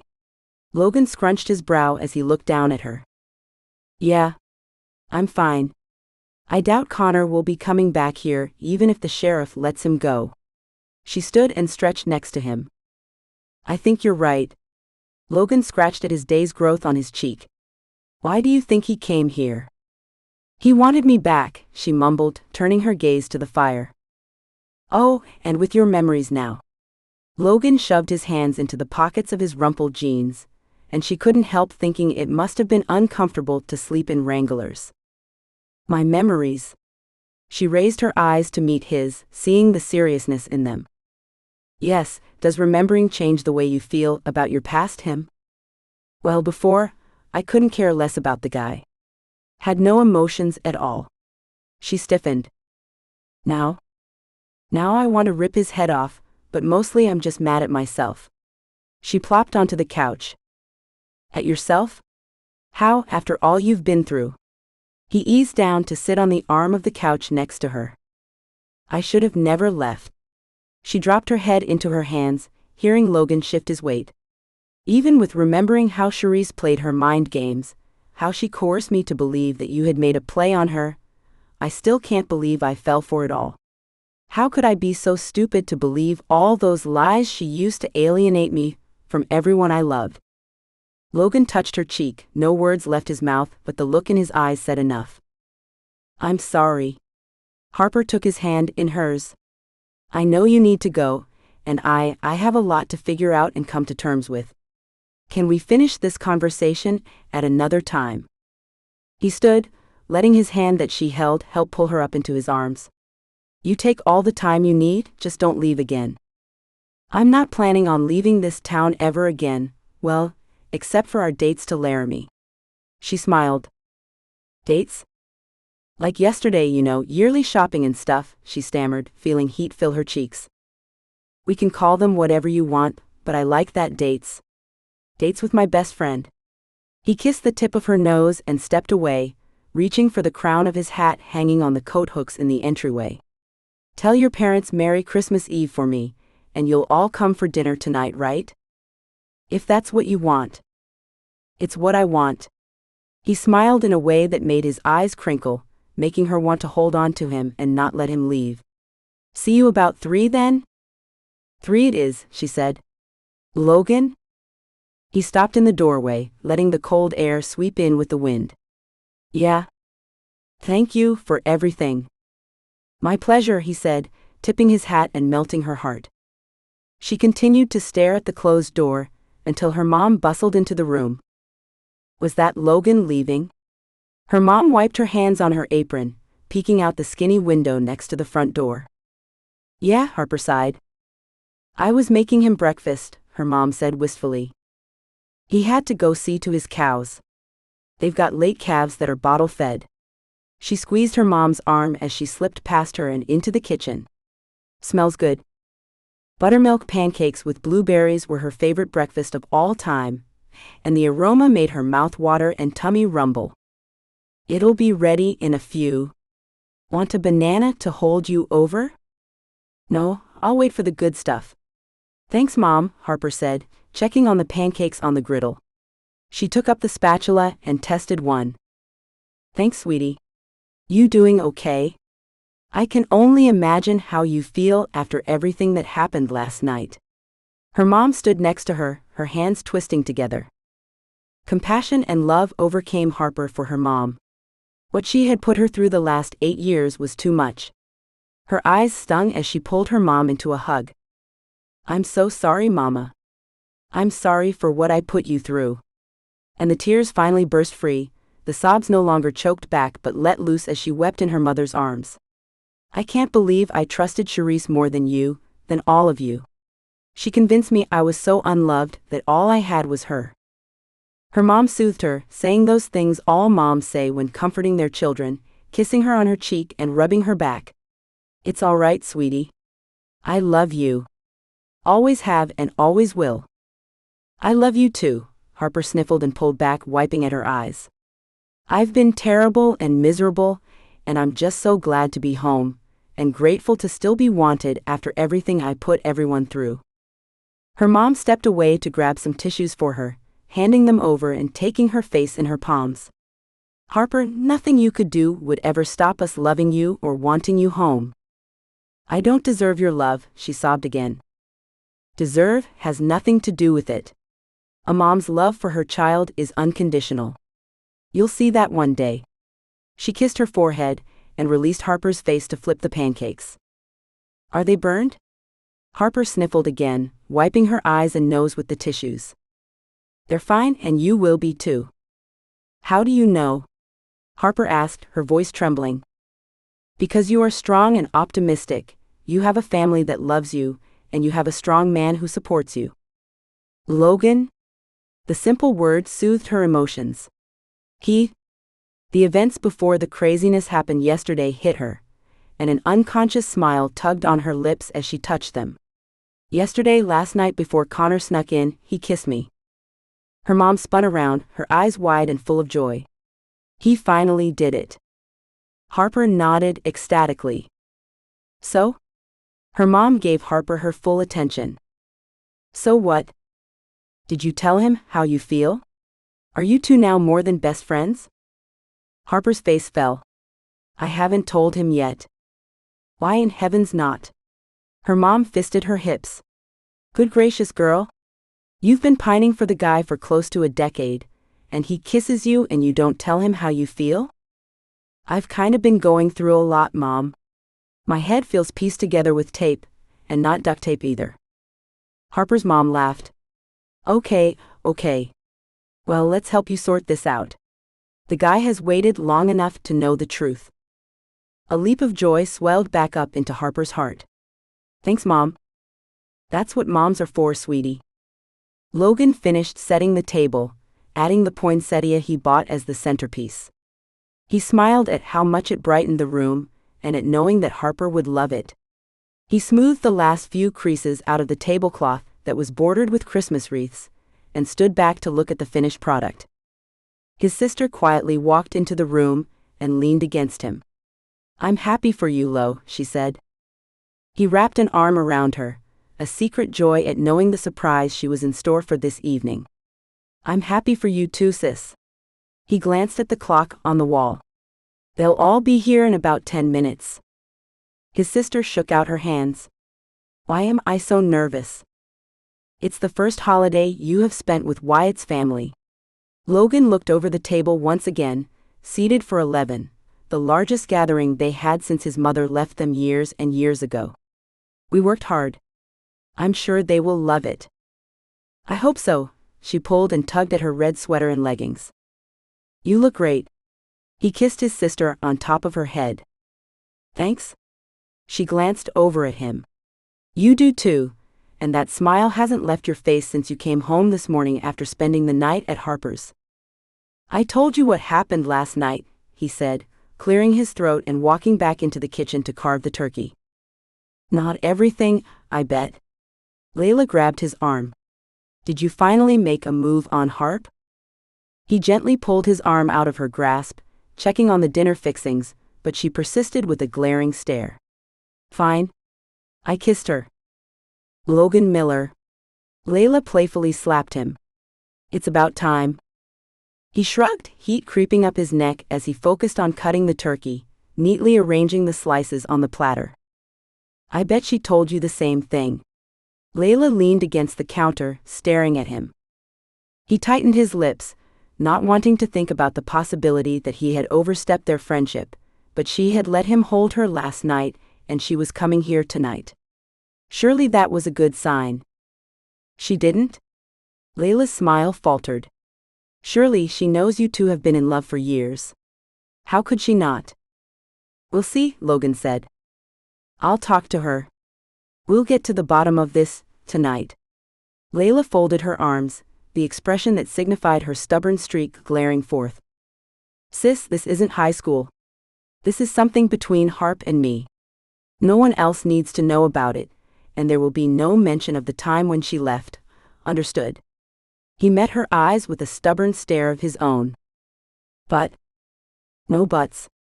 She's been through enough, feels horrible enough, especially now that her memories have returned, so just let it be and enjoy Christmas. Logan rinsed his hands and gave her a hug after drying them. Luke sauntered into the kitchen. First, I get left out of having a significant other come to Christmas, and now I'm left out of some bonding family moment? His dad shuffled in behind him. What about me? Logan laughed, opening his arms wider to include the other men in his family. Okay, this is weird, Luke said. Gravel popped in the driveway. They're here. Layla squealed, jumping out of their arms and running toward the door, where she turned back to them, patting her hair down and pulling at her sweater. Do I look okay? You're beautiful, dear, as always. Their dad pushed forth a rare smile. I am proud of all of you. Logan's heart swelled, and it continued to swell as everyone entered their house. The welcoming hugs all blurred together, until Harper was in his arms. Then time felt as if it stood still. Merry Christmas, Lolo, she said, her words muffled in his chest. Merry Christmas, Harp. He kissed the top of her head, quelling the desire for everyone else to disappear, so he could have her all to himself. Wait until you see how Logan decorated the table, Layla said, gathering everyone's attention. What about the tree? I think I did an all right job with it, Luke pouted. Logan reluctantly pulled away from Harper, but he kept his arm around her as he playfully punched his brother. The tree's great. I think Layla is just hungry. Well, we've been smelling it all day, his dad muttered grumpily, but the twinkle in his eyes gave him away. Not all of us have been taste testing as we cook. Hey, I have to make sure it will not poison everyone. Logan laughed. We appreciate you putting yourself on the line for us, Harper came back, quick as lightning. Then she gave his dad a hug. It's good to see you, Mr. Miller. Humph, he replied, but even he couldn't keep the smile from his lips. The afternoon went perfectly. People oohed and ahhed over the decorations, the table, the tree, the little touches of wreaths and garlands and holly that Layla added to the house, and they told them over and over how great the food was. Logan sighed as he brought in the last dish from the table. Success. I'd say so, Harper said from behind him, causing him to start slightly. Hey, you doing okay? He smiled, and he felt his heart thrum within him. I am, she said. You did well. It was a beautiful meal. Just wait until you see what Layla has planned next. He set down the dish and came closer to her. Except she doesn't even know half the surprise. You're not giving it away, are you? Wyatt waltzed in, a swagger in his steps. Is it all ready? Harper looked from Wyatt to Logan. What do you two have up your sleeves? Something my sis has been looking forward to since she was about 5, probably, Logan said with a laugh. That long? Wyatt asked, his face draining of color. What if I don't meet her expectations? You kidding? Even if you tossed her the ring and said, what did you think? She'd probably cry from happiness. Logan patted the younger guy's back. What you have planned will more than meet her expectations. Wyatt gave them a goofy grin and rubbed his hands on his pants. Well then, I better grab my guitar. He's going to propose? Is he singing it? You've got to tell me, Harper begged. Come on, everyone. Let's sing some carols. Layla called out. Logan wove his fingers between Harper's and tugged her toward the living room. Nah, it will be more fun to watch your reaction. Harper rolled her eyes, but the smile on her face told him he made the right decision. They shared a recliner, the only seat left, and joined in the singing. He couldn't help but notice the richer tones in Harper's voice, and it soothed him upon hearing it. She had matured, but so had he, and for the better for both of them. After they finished a few rounds of traditional carols, Wyatt cleared his throat. I wrote a song especially for tonight, if you all don't mind listening. Layla squealed and clapped her hands. Wyatt's parents exchanged glances and leaned closer together. Harper glanced up at Logan, and he kissed her forehead, holding her hand that much tighter.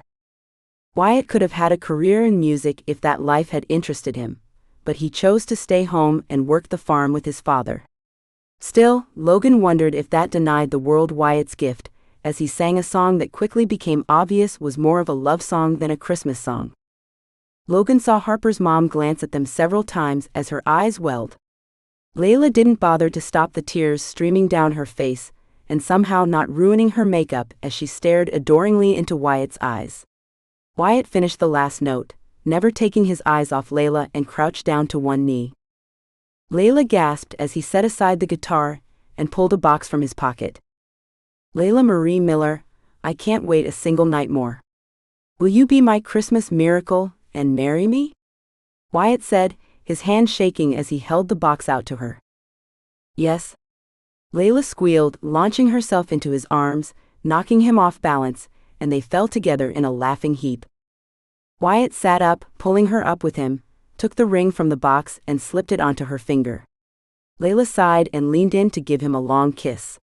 The room erupted into cheers, including Logan whistling loudly and clapping his hands.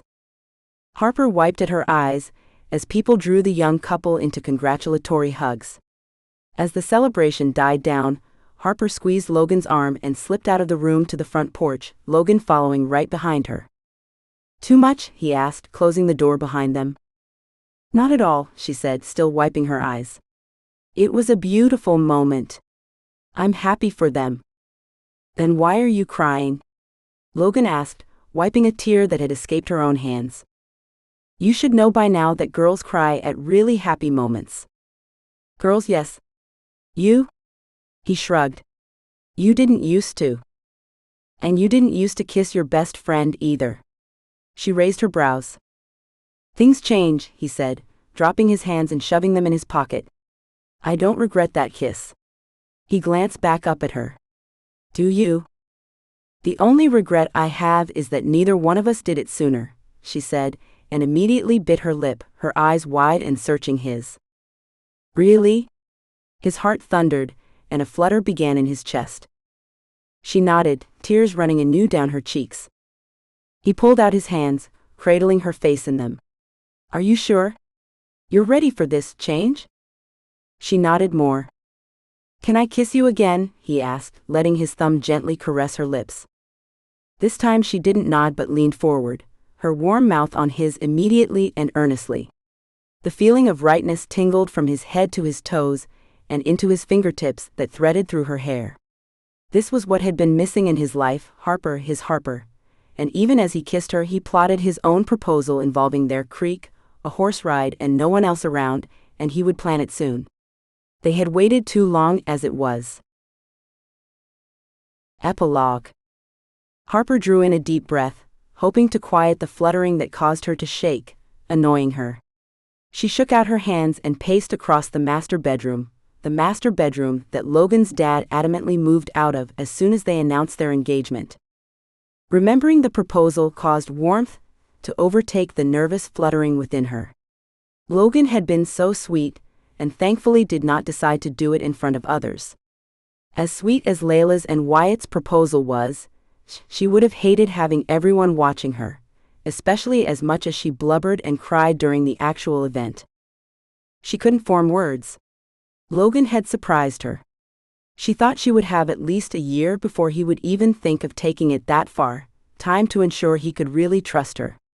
That was her issue though, not his. He never once made her feel untrustworthy. He only held a sense of gratitude at her return. They had ridden out to their favorite spot on the creek, a couple of weeks after Christmas. The snow had come, and most of it had melted away by then. In fact, several clumps had moved downstream in the creek that was frozen at the edges. She had taken his hand as they watched the ice break off, to be carried away by the current. He looked down at her, and she pushed up to her toes to kiss him, telling him how wonderful it was to do that any time she wanted. It had surprised her when he knelt down. She squatted with him, thinking he had found something really interesting on the ground. After searching the ground, she looked to his face to make sure he wasn't grimacing in pain, finding him giving her an amused expression instead. What? She had asked. Usually the girl stays standing. She remembered how it had taken her several moments, and she still didn't understand until he opened his hand, uncovering a box within it. The shock sent her reeling onto her behind, but she didn't even join him in laughter, only sat there with her mouth hanging open trying to breathe. Her fingers played with the ring now on her finger, the ring she had worn for almost 4 months, remembering how he had moved closer to her, slipping the ring on her finger while she was still frozen with shock. I know it might seem soon, he had said, bringing her hand with the ring on it to his lips, a ring that was simple, with the diamond inlaid so it wouldn't catch on anything. I feel like we have built a strong foundation through a lifetime of friendship, and now it doesn't make sense to wait. He had taken her hands and helped her to a stand, but he knelt back down, looking up at her. Harper Lee Jones, you have been my best friend since preschool. Please make me the happiest man in all of Wyoming by taking this next step in life with me and becoming my wife. Harper wrapped her arms around herself in memory, tears stinging her eyes. She blinked rapidly, not wanting to ruin the makeup that Layla had spent an hour on, while the younger woman said how happy she was that she and Logan were getting married first, because it helped her plan her summer wedding. Harper had laughed, but it was soothing to hear the girl talk so openly, sharing her plans to finish her degree in Laramie, so she could commute and still be home with Wyatt in the evening. Harper didn't really care about the wedding itself. All that mattered to her was that after today, just a few moments from now, she would forever belong to her best friend, and he would belong to her. Nervous? Her mom asked as she came into the room. Harper nodded, continuing to stare out the window at the sizable crowd of people filling the decorated area behind the house. Logan had apologized while they filled out invitations, but he was right. Leaving out people in their small town would make life difficult. They had to invite everyone. It's normal. A lifetime commitment is overwhelming. Her mom touched her shoulder, her hand cool. The weather had warmed, but it wasn't hot by any means. The snow had melted, and that's all Harper had wanted, a spring wedding full of wildflowers and fresh Wyoming grass. I'm not nervous about dedicating my life to Logan. She glanced at her mom. That just seems natural. No, it's doing it in front of the entire town of Pine Ridge. Her mom laughed. You inherited your dad's social anxiety. What about me? Her dad said as he entered the room, decked out in a tux. Wow, you two look beautiful.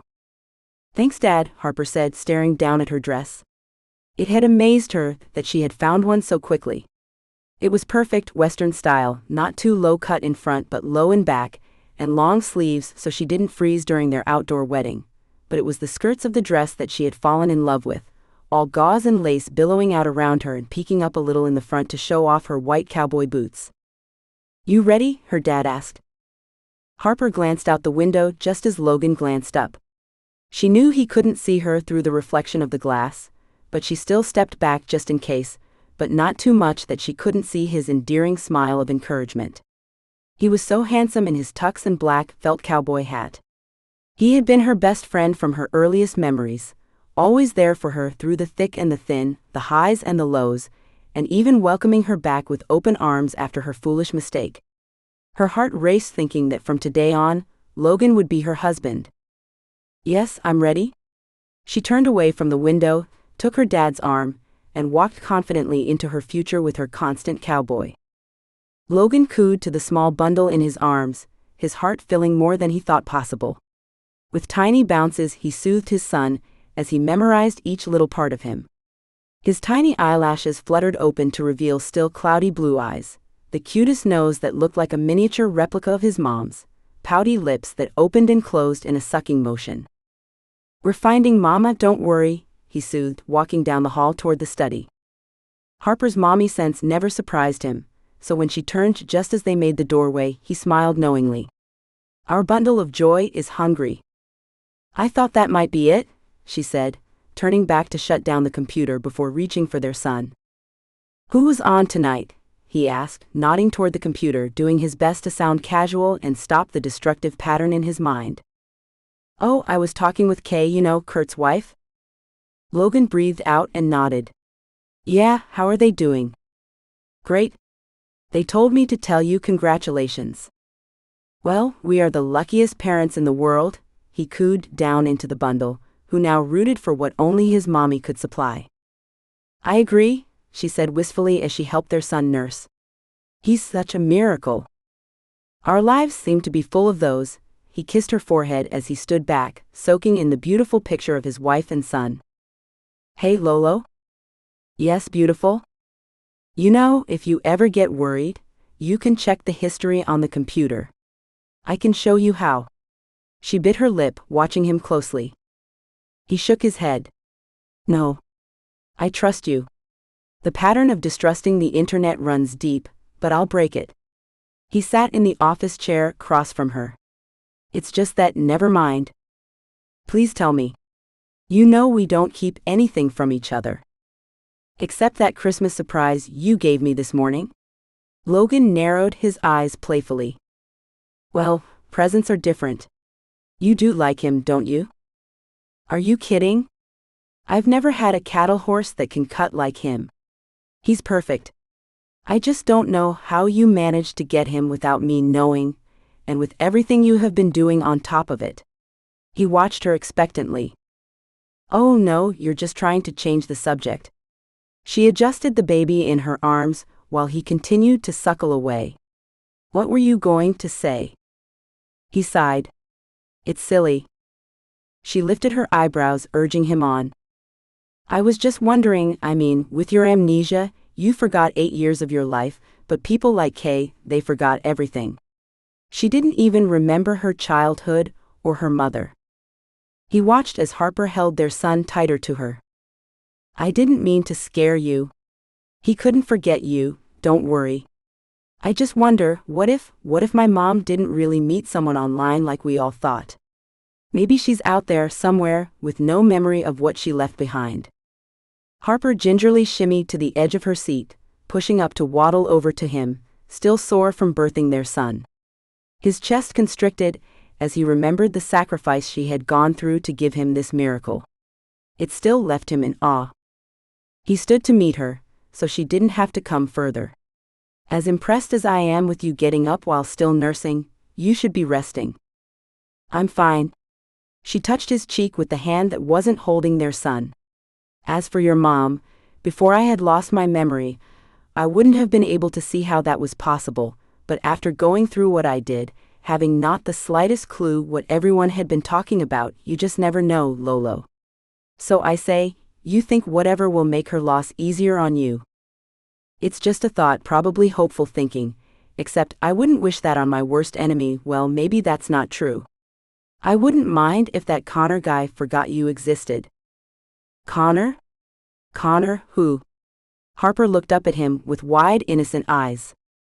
He wound his arm carefully around her waist, being aware of their nursing baby. Come on, wife, let's take our Christmas miracle and go to bed. Snuggling in your arms sounds like the best present ever.